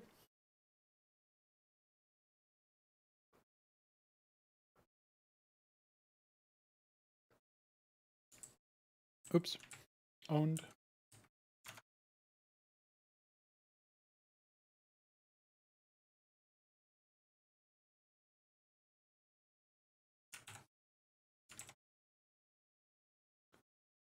Virulent.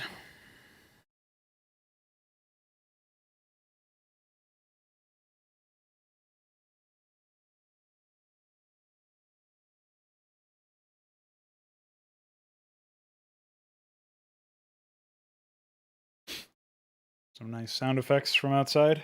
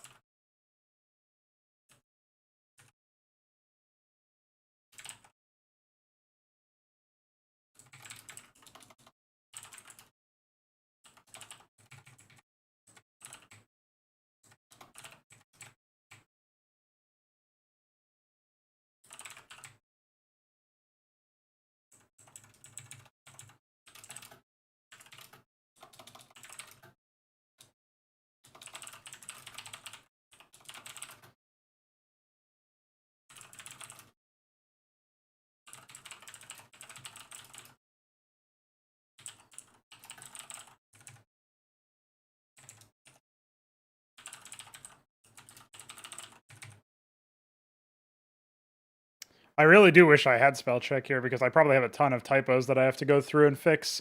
And it would just be a lot easier for me to do it in chunks like this rather than the entire fucking thing and then having to copy and paste the fixes back here and so on and so forth.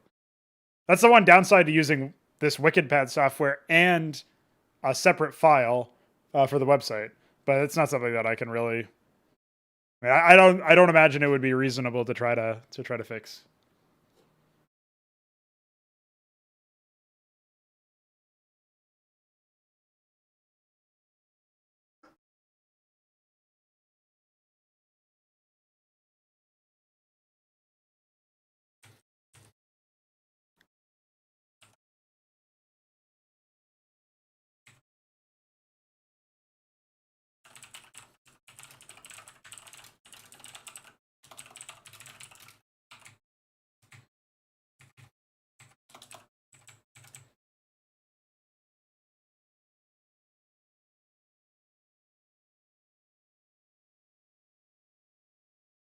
I'll probably call them something more elaborate later, but that's fine.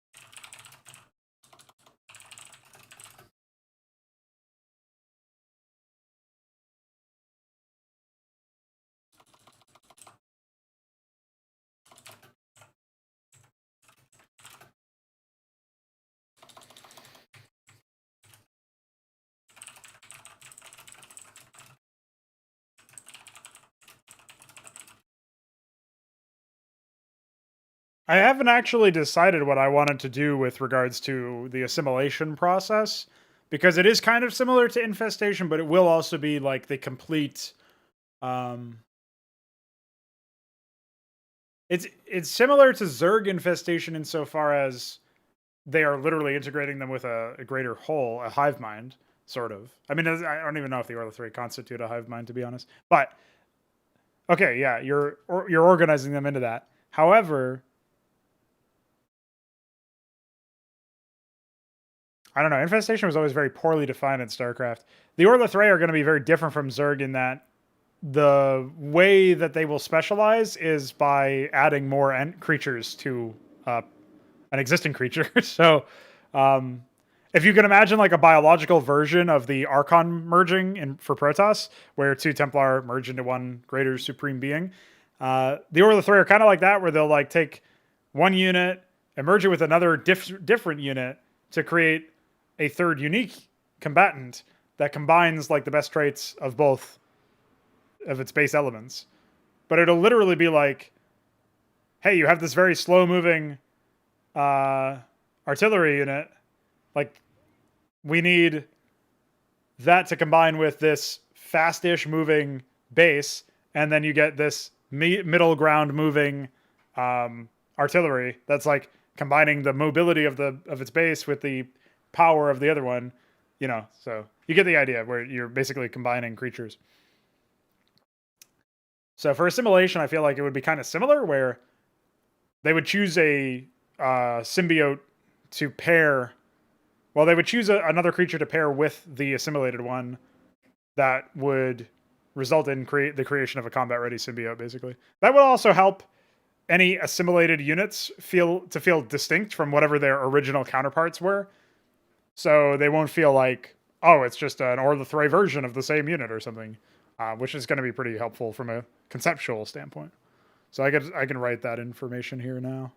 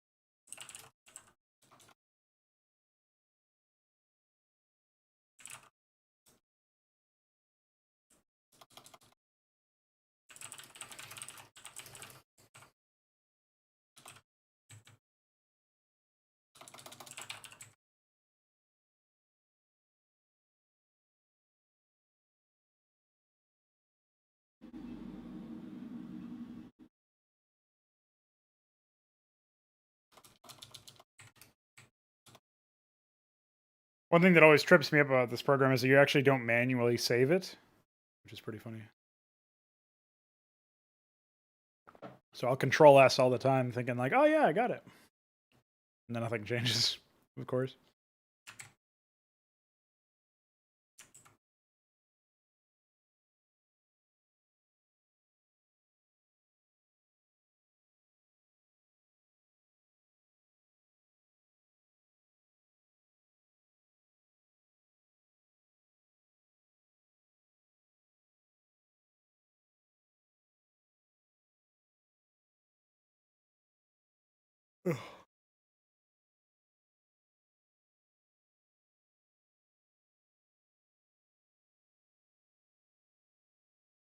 I do like how in under a week I came up with 17 distinct concepts for regencies. I'm not saying this to pat myself on the back. I just think it's funny that there are people out there who think, apparently, I actually haven't met people like this, but purportedly, according to other people, there are people out there who think it's not possible to come up with RTS ready concepts, more than like 3 or 4 RTS ready concepts in sci-fi. And that, like, for example, StarCraft already has all of the usable archetypes. That's funny. Should ask UED Commander where he gets these people, to be honest. That's absurd.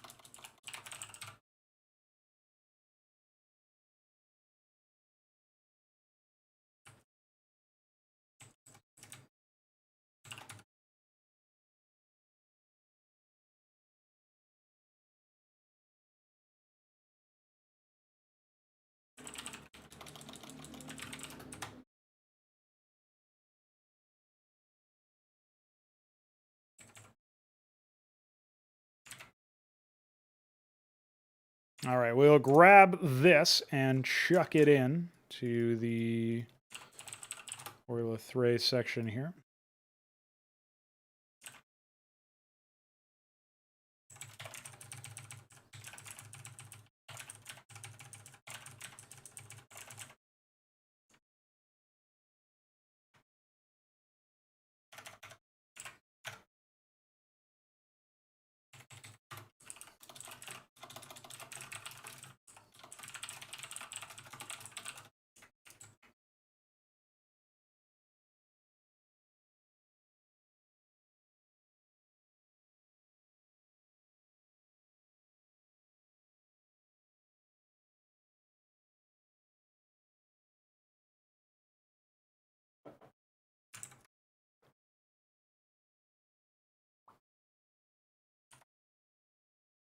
There we go. That's more like it.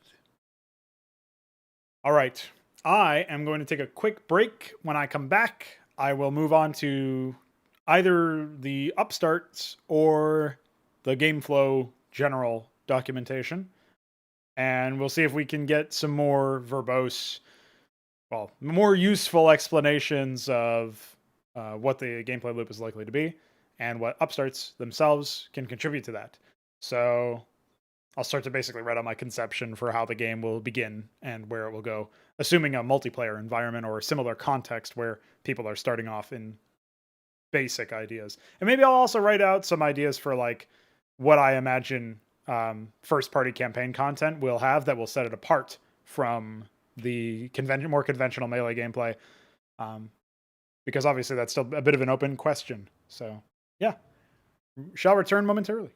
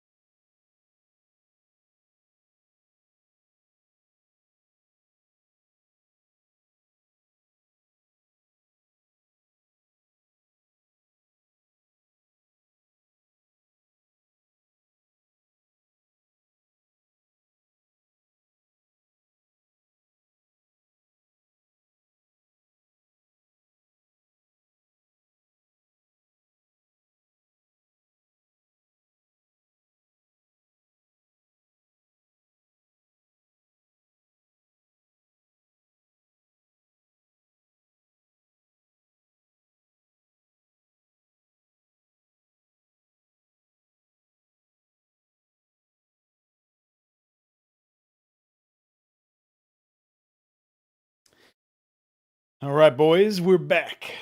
Let's get to it.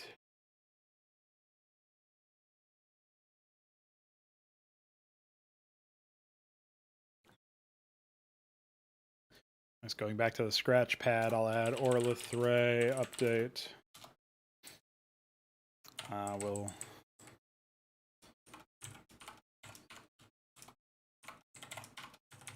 throw in those for the sake of marking them done, I guess. I guess I can do something a little bit more subtle. So that's done. Okay. So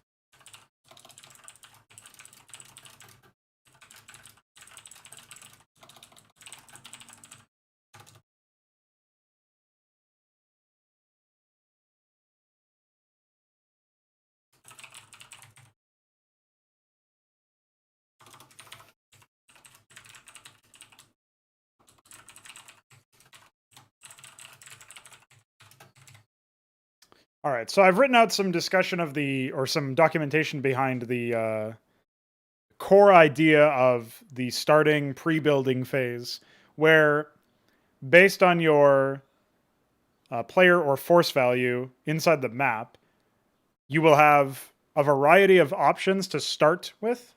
So, for example, if you're on a team, if say it's a 2 versus 2, your team has the north of the map to specify their starting location, a couple of valid coordinates for that.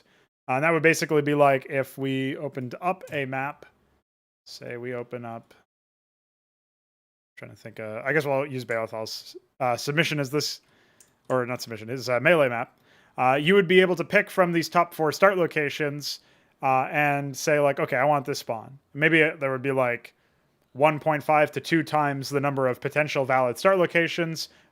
Like you take the number of players and you multiply that by some factor, and that's how many star locations would probably be on a map. That would be one way to do it. So basically we get players who can decide, do they want to spawn in the low ground or the high ground or in some other place? Do they want to be in like a forward position that, I mean, again, this would vary depending on the map, but maybe there's a couple of ways that they can do that. They can have different angles to take. So there's a variety of options at their disposal, basically, which I think is pretty good, pretty useful. So based on all that, we would have the opportunity to have that pre-building phase up. Once start locations have been selected, there'd be a minute on the clock for players to lock in their choice of how much, like what they've purchased. So in the lobby settings, you'd be able to write in how many of each resource you wanted to start with. And I actually don't really know if there's much of a like, I don't know what the default melee one would be. It would probably be like,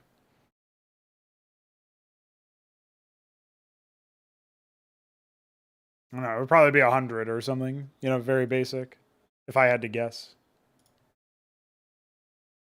So you'd probably have like 100 Magmite or 150 Magmite or something. It wouldn't be enough to do too much. But the idea is that you could, if you were to have 100, you could like just choose to spend that on like a supply structure, or, well, I guess there's not going to be supply in this, but whatever. You know, you could choose to spend it on a structure or maybe extra workers or something. I'm not 100% sure. We'll think about that later on. What's up, Shirk? Dude, I woke up at 6 a.m. today. I can't believe it. Talk about good mornings. I was just explaining how there would be a start location selection phase and then a pre-building phase where you spend whatever money you had in the lobby host had specified in the lobby. Because I'm realizing that even like Melee would have predetermined, agreed upon lobby rules, basically. And that would be like a rule set that you could specify as like, oh, I want the Melee rule set. Okay. But there are going to be people out there who want to be able to say, fuck it, I'm going to play with like 10K start money. Okay, if that's what you want to do. And then tech rushes would be all the rage or whatever. If giving the power to the people in that sense is fine by me. So people can have whatever the fuck they want for lobby. And that means that they can use they can define custom pre-building rules or whatever. If they want a longer pre-build phase because they've got more money to spend. I don't know. Or that could actually be funny. Have an even shorter pre-build phase, so you have to micro your little heart out trying to place as many fucking units as you can at the beginning of the game. That would be a good gimmick mode. Pretty stupid. But anyway. I was just talking about the start location stuff. How you can pick your spot. Instead of it being isolated based on your player slot. Okay. And there's some lobby options for exploring the map features as if the whole fog had already been gone, but you don't actually know where the enemies are. And then highlighting the areas that they could be based on their valid start locations. So if you're playing in the bottom team and the top team has, in this box that I've selected here, this is where they can spawn. Then that box, or maybe some boxes would be some smaller drawn boxes that would be like here, here, here, and here. That would be drawn so that you would know, like, oh, they got to be in one of these positions, so I know the rough area to scout, that sort of thing. So those would probably be part of the melee rule set.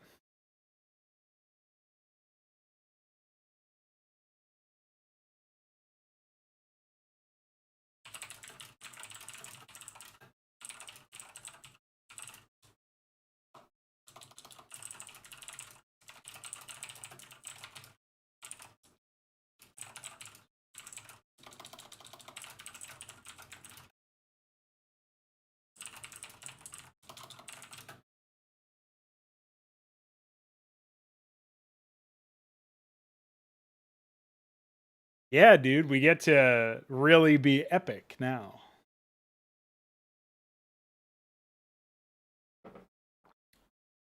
I think last time you were talking about stuff was when we were still on like 13 or 12. I don't remember. I think the Mithrantia might have been the most recent regency that was added. We have 17 now, and they're pretty good. I do have to update a lot of these. Oh, the Psychora in particular really needs some updates. A lot of them just need some more information on how the gameplay is being put together, but I've done some work on that with the defining trait rewrite. I have a fucking glossary. I guess I should actually update the glossary in a bit. Instead of gameplay terms, it should be defining traits.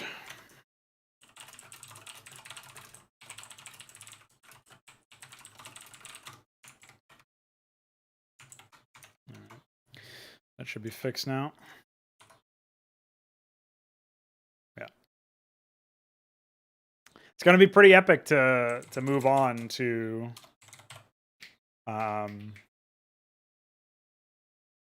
actually getting to the point where we're assembling these regencies, even if we're using like really old placeholder graphics or something. But we got Alexander doing concept art. We got DF committing to doing some model work and stuff. And ideally, when people see how epic the concepts are, like the text explanations and the plans for the different game flow elements, they'll be hook, line, and sinker and want to contribute whatever they can. Although at this point, it's really just art. That's the biggest issue. I guess we'll need to conquer music at some point, but I'm not that worried about it.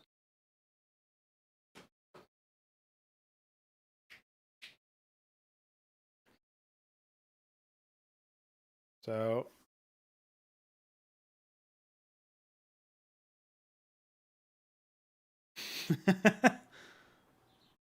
roving, soldiering, resilient, physical, imperious kind of man.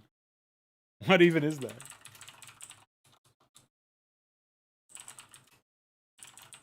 Ah, shit.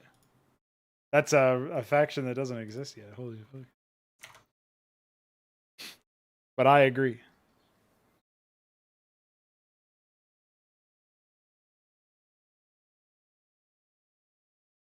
Oh.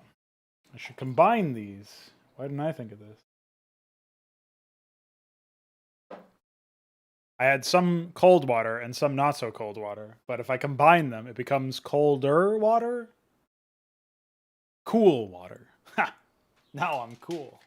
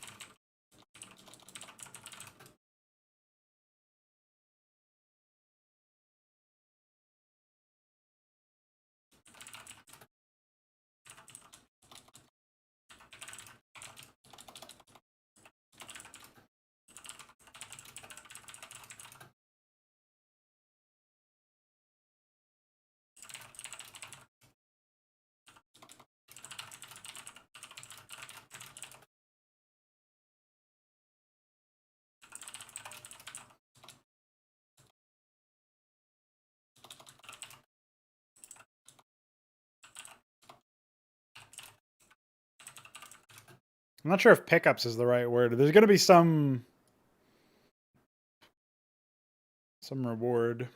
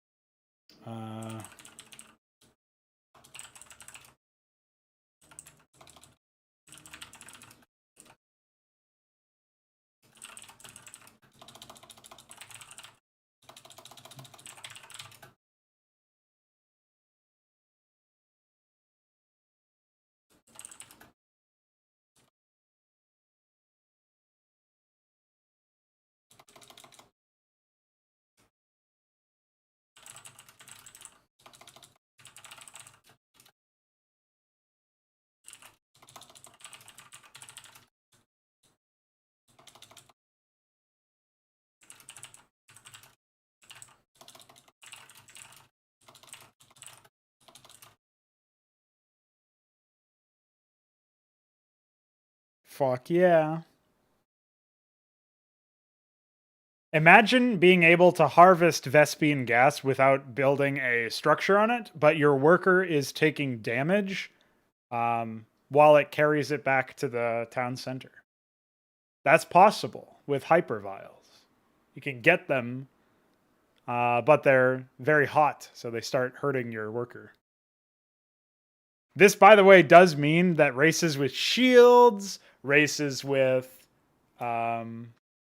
regeneration, they're going to have a little bit more leeway to do some of that stuff compared to races that have some other methods. You know what I mean? That don't have those benefits. It also probably means that Bithrantir are broken because they'll be able to harvest, and then when their workers die, they just teleport back in time and continue harvesting. So I don't think it'll be broken though, because you'll still harvest it at like half the speed or something, maybe even worse than that, without the structure on it. So there still will be, even if you can somehow negate the pain aspect of it, the damage or the destruction of your workers, you'll still want to put it on there for efficiency's sake. But I really liked the concept of unsafe harvesting.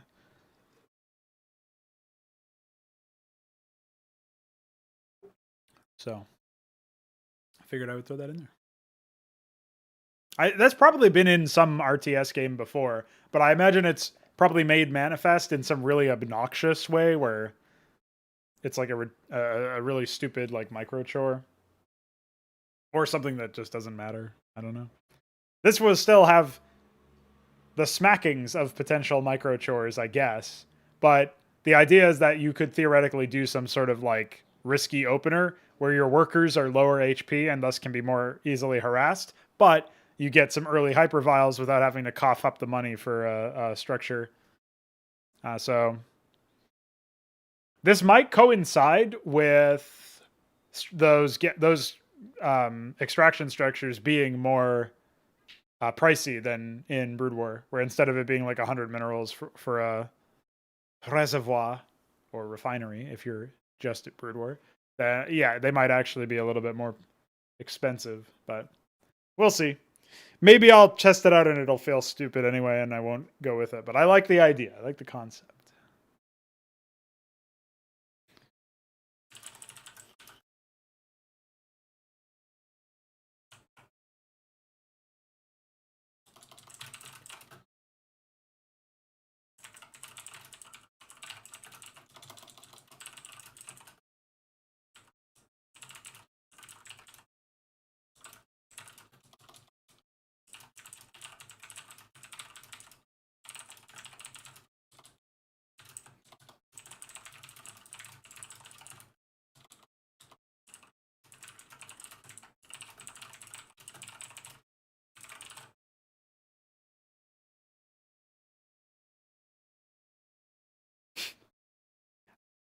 It's funny you say that, dude. I still haven't decided which regency or regencies will have this method of construction, but I really like the idea that you build something in like an orbiting spaceship and drop it onto the battlefield in like an orbital strikes sort of thing, and it like assembles itself in a brief assembly time. So you have these like external queues for buildings.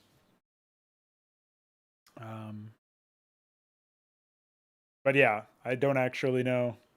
There's a couple of ways you could make that make sense and scale with your construction, because you would build a new like structure that allows for building construction, and it would be sending resources to the orbit. It would be like an orbital supply elevator or something that would send resources to be collected by the orbiting ship and its various like fighters or tractor beam shit or whatever. So you could basically have it be like, all right, this resource funnel allows me to construct and like assemble and construct a new thing. So, building a building so you can build another building, in my opinion.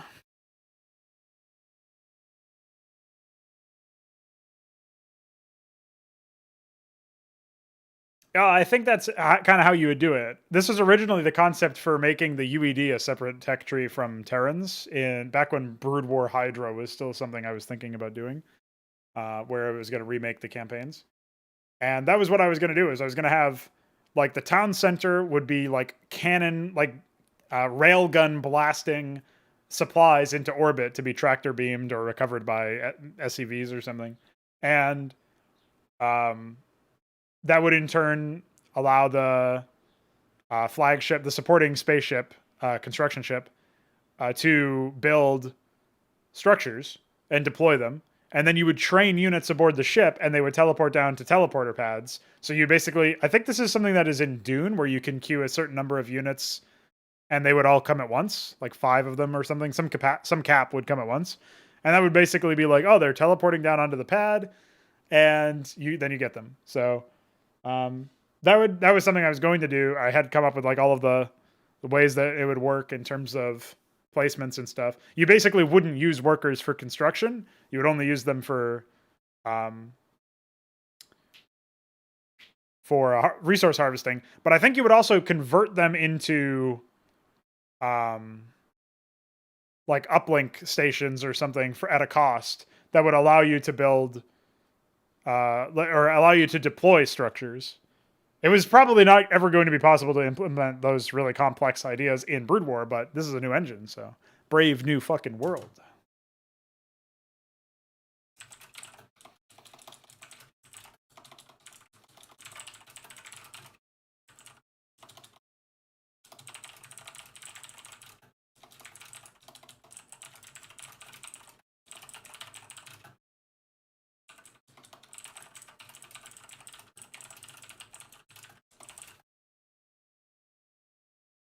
Hell yeah.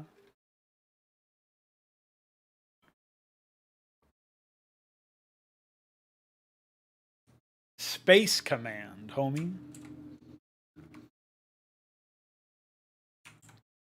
I think in general, those kinds of concepts that can help make a faction feel like a regency that plays like that is going to feel very different to a regency that doesn't have that orbital support thing. I think it'll really help set a particular regency apart. Obviously, you don't want it to feel too gimmicky. You don't want it to feel like it's operating outside the mechanics of everything else. But it's not really. Like, again, the idea that you have a crane type structure from Command and Conquer that allows you to have another building queue, that sort of thing is probably how I would justify it in terms of if I destroy this structure, my enemy cannot build as many structures at the same time. And you would have that natural gating anyway, where in the early game, your construction would be very slow, actually. But each town center and specialty crane type structure unlocks another building queue, so you start to scale how fast you can actually produce structures with each purchase of one of those things. But that's setting up your infrastructure, and maybe you're not setting up your like military at the same time. So it would be a bit of a toss up. Maybe this would be a case of like a regency that doesn't lend itself massively well towards early game, like really strong early game action. You could do a lot of cheeky rushes, where you set up an uplink station and start dropping structures down, like warping it. It's like StarCraft 2 when you warp in zealots into a hidden pylon or some shit. And then they gimmicked that a million times because warp gates morph the gameplay too much.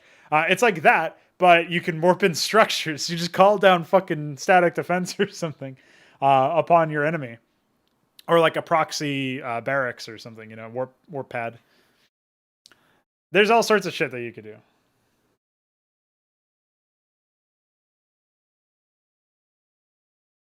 Right, exactly. So you get a lot of, I think you get a lot of value out of including that sort of stuff. It's just, it is admittedly somewhat difficult. So, yeah. So I don't know. It'll be interesting to see which one I end up doing that with. But there are going to be some really insane things. Like, I am going to have to work very hard to make sure that for example, the Thruck don't feel like gimmicks, because all of their structures are going to be able to move slowly and operate at reduced efficiency if they're mobile. So they can root to gain. They might gain some armor, but they'll certainly gain efficiency in terms of training a unit or attacking or something like attack speed, that sort of thing.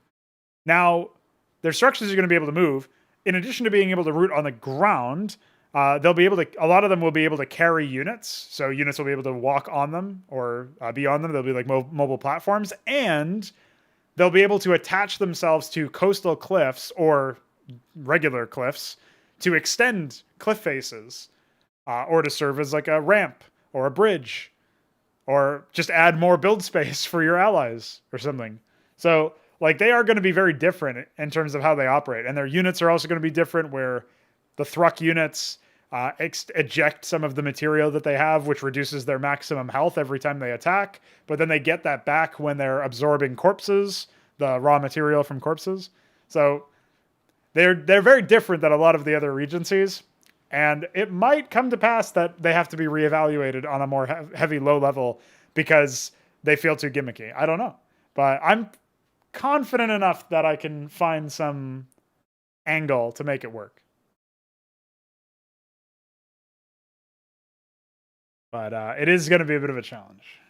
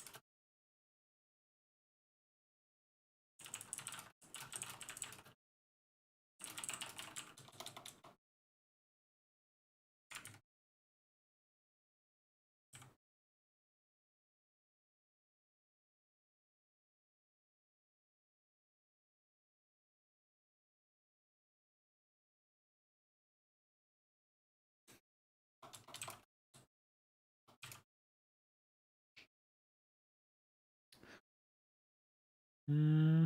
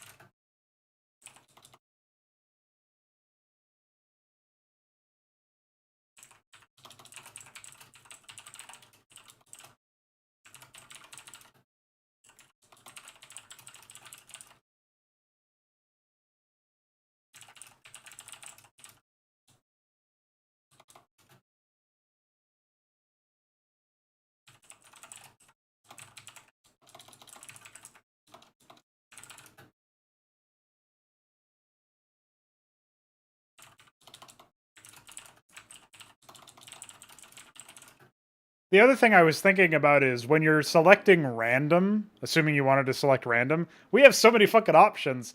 You should probably be able to determine like basically a tick box of like which race, instead of the race being a drop down menu, it should actually just have a checklist. And by default, maybe none of them are checked, or it just remembers your last selection.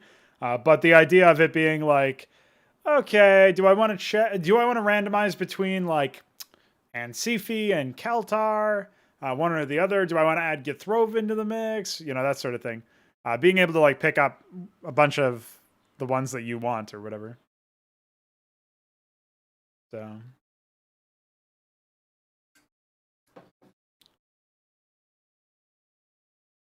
and obviously, if you do pick random, it's not going to be revealed to your opponents what race you are, what regency you've randomized.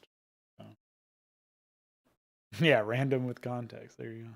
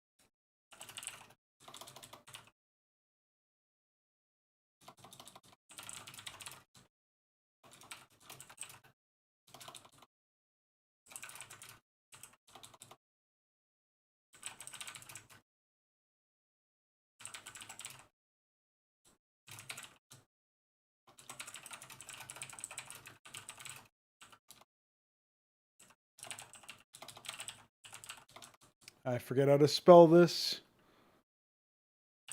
Hopefully I spelled it correctly earlier.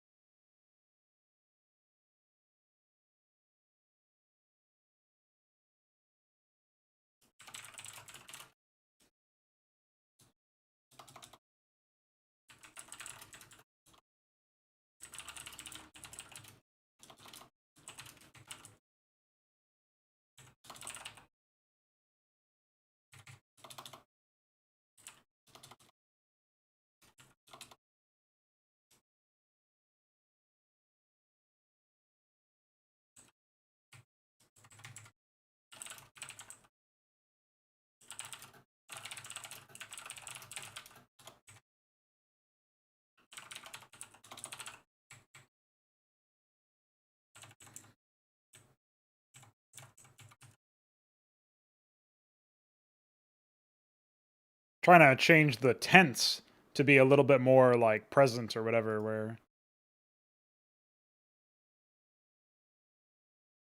I'm describing what happens almost like a narrative from start to finish, instead of it being like, this could happen or this might happen, that sort of thing.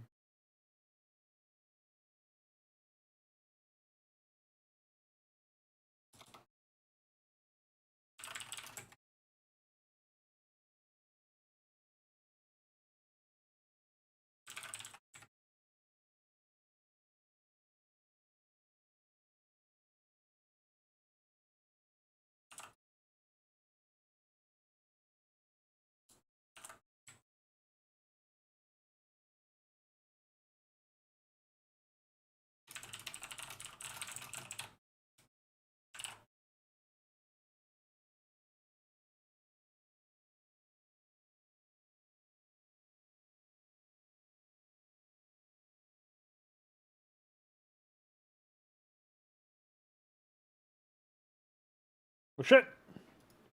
Twitch still hasn't blocked these people. But I have. I do not want to become famous.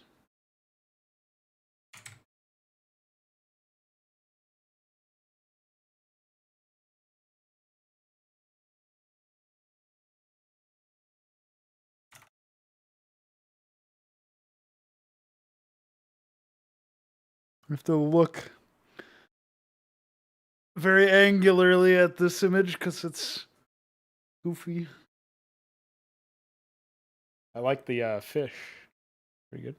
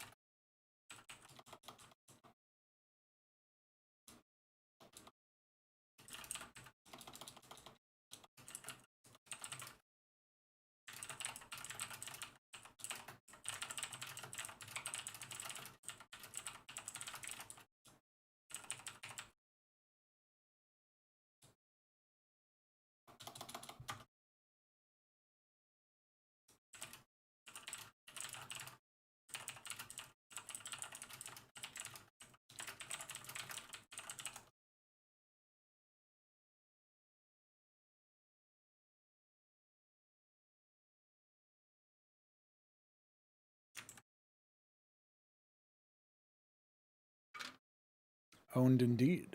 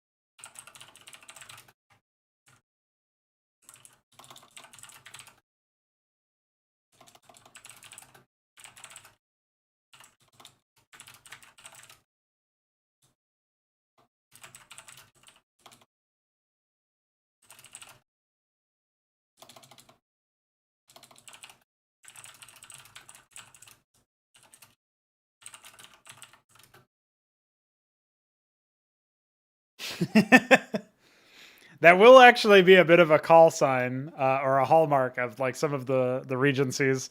The Rune are one such regency where they do have some really fucking unfathomable tech later on, but they're so swarmy and agile as well, very fast, that they just like they try to just run over you, and if you push them back, they'll just continue trying to run over you. At least that's what a lot of the AI controlled factions are going to be like. I'm kind of conceptualizing regencies in a way to be part of a greater team composition, but I don't want them to mandate only one or two different kinds of playstyles. Like, I still want a lot of variety in terms of what players can get out of it. But the regency themselves, or each individual regency itself, is going to inform a certain kind of playstyle. If you're all about spamming a bunch of units and controlling large-scale armies and trying to win in the early game, if that's your playstyle, if you're really like one of those rushers or whatever, then you'll sit right at home with the Rune. If you're more on the side of like trying to tech up and be conservative, that probably isn't the Regency for you. Not to say that that kind of playstyle can't find success, but it's a lot more situational and probably requires more specific build orders and like a more nuanced understanding and mastery of what the Regency is capable of. So I'm not saying it's impossible to play that sort of style with them, but it won't be their strongest suit, and it's also not really what they're designed for. So I kind of like that though, because I imagine somebody who plays like a variety of early, like they're really competent in the early game, and they're drawn to more spammy, swarmy regencies like the Rhazellium or the Orlithrei or the Rune, and that allows them to just do a lot of shit in the early stages of the game and cover for their more conservative or tech-oriented, greedier in some ways allies. So that could actually be a really interesting way to do it, because like in MOBAs, you get like champions that spike early on and have like a lot of early power. In I guess in FPS games, you have like guns that can be like run and gun style and distracting and stuff and have some utility there, while the more firepower comes out of like heavier weapons that are more expensive or something. So you can sort of see this archetype form in a lot of different competitive games.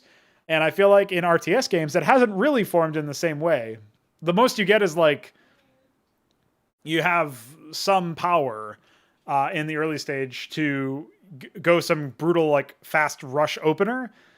But RTS games usually don't even scale with like, they don't have team games as like a main driving force.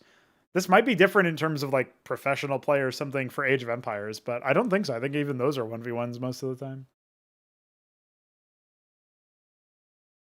Yeah, so like the Solar Throne will be a perfect faction for that side of defensive build-up, where they're more on the inevitable side, you could say.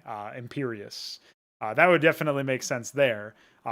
Even the Thruck would probably fit that, or to some extent the Githroven are a little bit more versatile, but they could do it. You could probably get that sort of behavior out of the Cathethrons, especially. There's a lot. So yeah, the Bithrantir. Like, there's a number of regencies that will be more or less specialized towards more like different things. But yeah, there's definitely some options there, and I really like that. There's just so much. I mean, for want of a less abused term, diversity.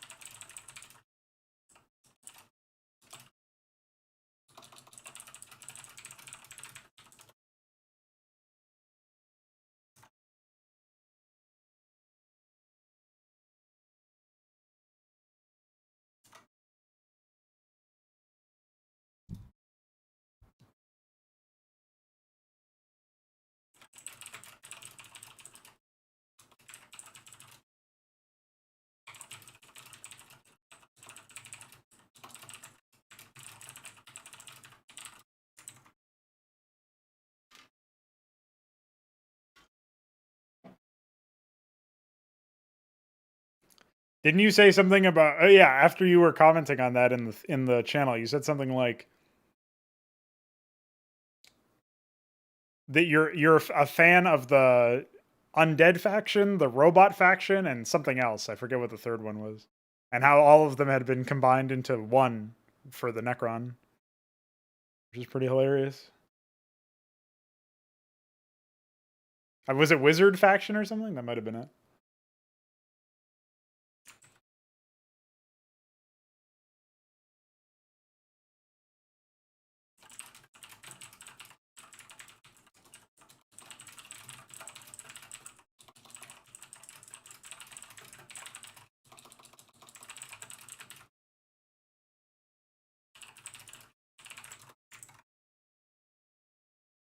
Oh, okay. I don't know why I thought wizard.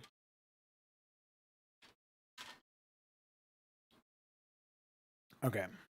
Where are we going next?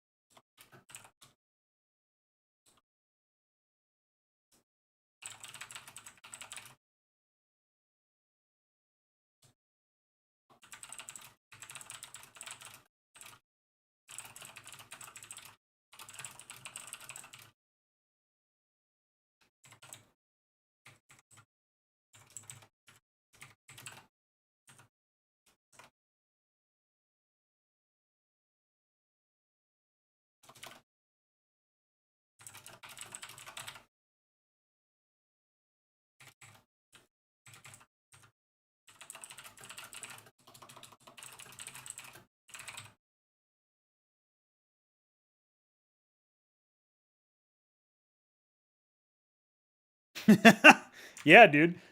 I'm pretty invested in going very weird places.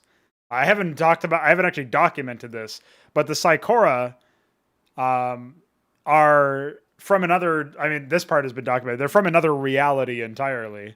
And they invade this reality to harvest resources that only exist in this reality. But their home reality has 4 spatial dimensions instead of 3. So they've had to, like, they are suffering because they literally can't exist fully and completely in here. Like, part of them has been left behind and must be reclaimed. That's pretty fucking weird, and I guess you could say high concept. But their technology itself is going to be demonstrative of their fourth dimensional powers, because like the more their technology is adapted to this dimension, this reality, the higher insane and the higher in terms of bizarre it's going to be. So there'll be shit like you'll be able to just relocate entire chunks of the map or delete it. You'll just say, fuck it, delete that chunk of the map, please. And it turns into this whole, this like, I don't know if we'll actually go the broken texture route, but I kind of want to just because that would seem pretty extra dimensional. Like, what the? My 3-dimensional brain cannot comprehend what I am seeing. But there will be something there where it's just replaced with like pure white, maybe. So, yeah, their shit's going to be really wacky. They'll have stuff like, you know, instant teleportation nodes as you step into the fourth dimension and back out. Um, in some other area. That'll be like the tame version of their technology. But being able to like um, have like fourth dimensional fields, or not fourth dimensional, but extra dimensional fields that increase the power of their projectiles or something, so they can like deploy something there. There is going to be a very powerful behavior or ability, I guess, where they will literally transport a slice of the nearest like sun onto the surface of the planet they are fighting on, which will obviously result in like a manifold times more powerful nuclear explosion or something. Like, I don't know. It'll have to be a very small slice, but the idea of just taking part of the surface to completely irradiate the nearby area or cause some massive explosion, you'll just get annihilated pretty much. So that'll be like their super weapon type thing. Although I would, I'd be very hesitant to describe it as such because obviously that has some shitty connotations.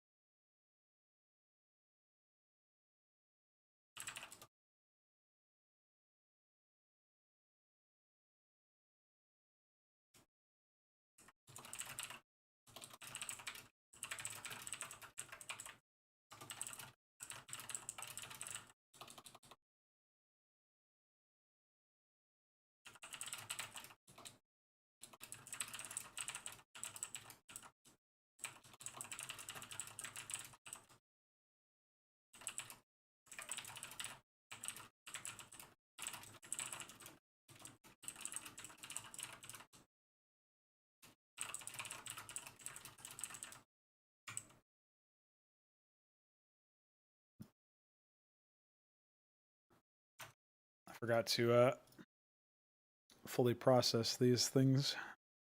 I like how the entities from another reality are they're not the weirdest. They're the fourth weirdest. Holy shit. Pretty ridiculous.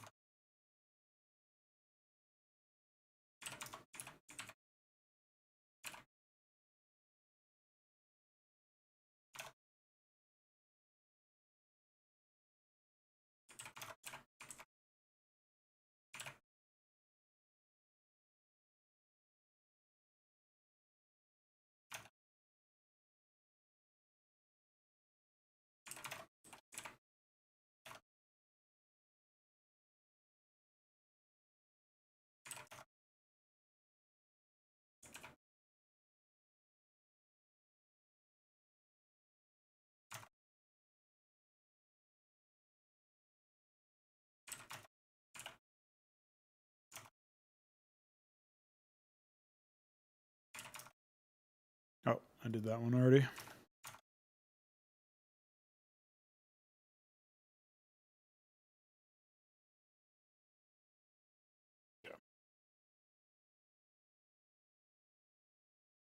Yeah, the Kolopoazos I need to elaborate on, just like the Psychora. The Kolopoazos is the weirdest because, for one, it's still up in the air as to whether or not it's even multiple entities. It might literally just be one entity that, like, manifests as multiple entities. Each faction or regency or, like, player's worth of units of Kolopoazos might also be like that, where maybe it is multiple entities, but each one controls its own faction of stuff. And a large part of that is also the higher their technology tier, the more true their form is. So they manifest with more like ridiculous shit than that. Like more impossible, otherworldly, unknowable formations.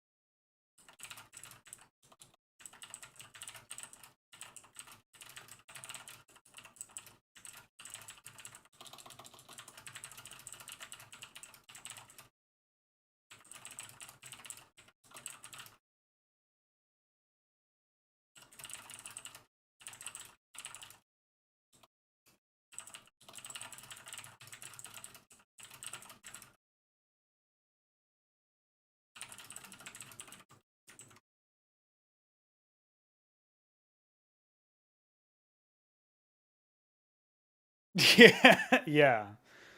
I don't think there's ever been anything that looks like what the Thruck's locomotion will be like.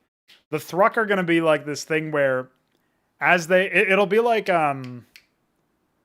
if you've seen a ship move through water, like the starboard side or whatever the front of the ship is. Maybe that's the bow. I don't fucking know ship terms. But it's like where the water is like gliding past the ship, and the ship is almost like cutting through the water, but also like it's sort of like that. But as the Thruck are moving through the earth, they're like inheriting the to some degree they're inheriting like the base material of the earth and leaving behind what they just were.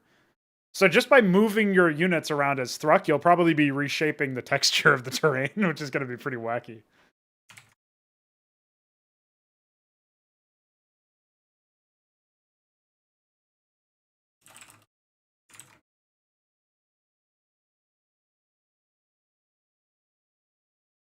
All right. Anyway, we've done some work on the game flow. Let's. I think this is probably fine. Scenarios.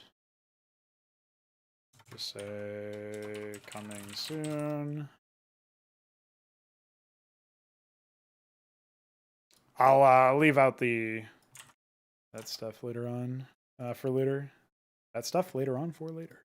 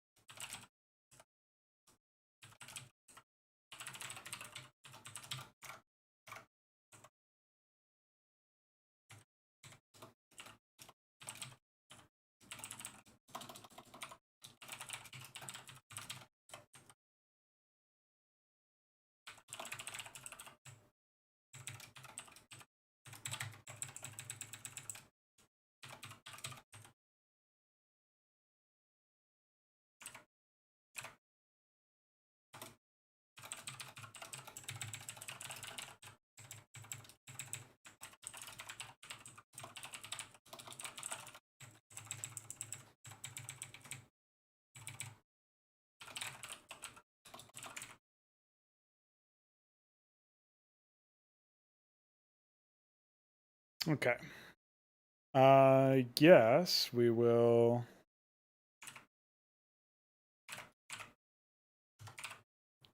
push this information out.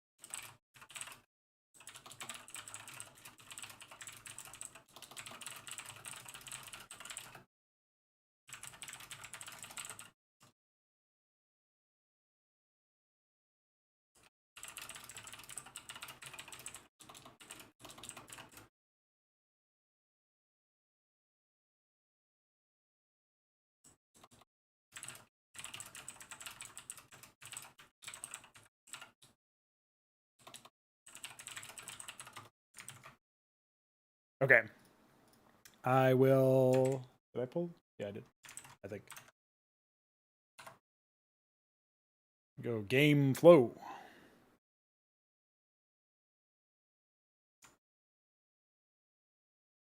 Oh, I forgot to bold the skirmishes.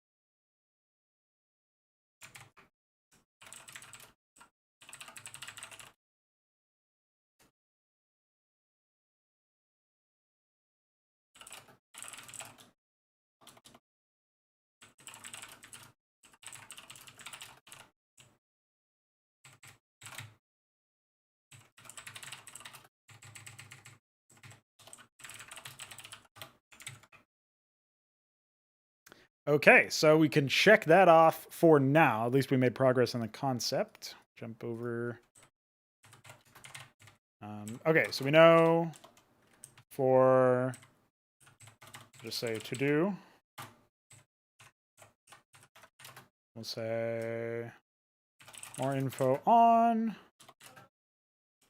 scenario. I'll say RTS scenario game flow plus Dreamhold game flow. I guess we could just separate these out.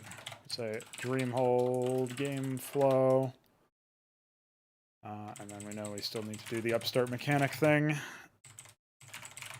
And I'll probably do this later on today, but I won't do it on stream right now. So we've done all these, which is nice.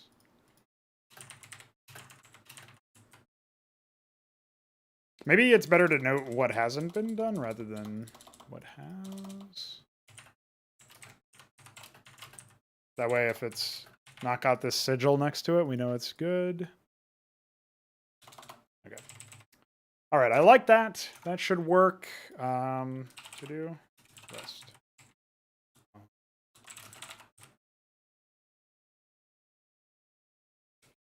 Fuck.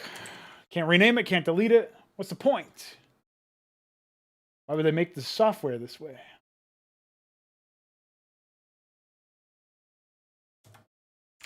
All right. I think that will do it for today's stream. We actually went longer than I initially expected, which is pretty cool because that means I got more work done than I initially expected, which is also pretty cool. So, yeah.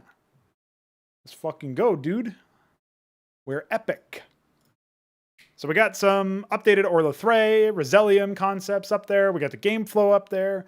I'm going to work on Psychora, Azos, probably Cathethrons, as well as more game flow stuff throughout the day. I will post in the Xibalba channel on the Discord server when there's been an update. And besides that, thanks for tuning into the stream. I'll be back with another stream in 2 days. So stay tuned and bye.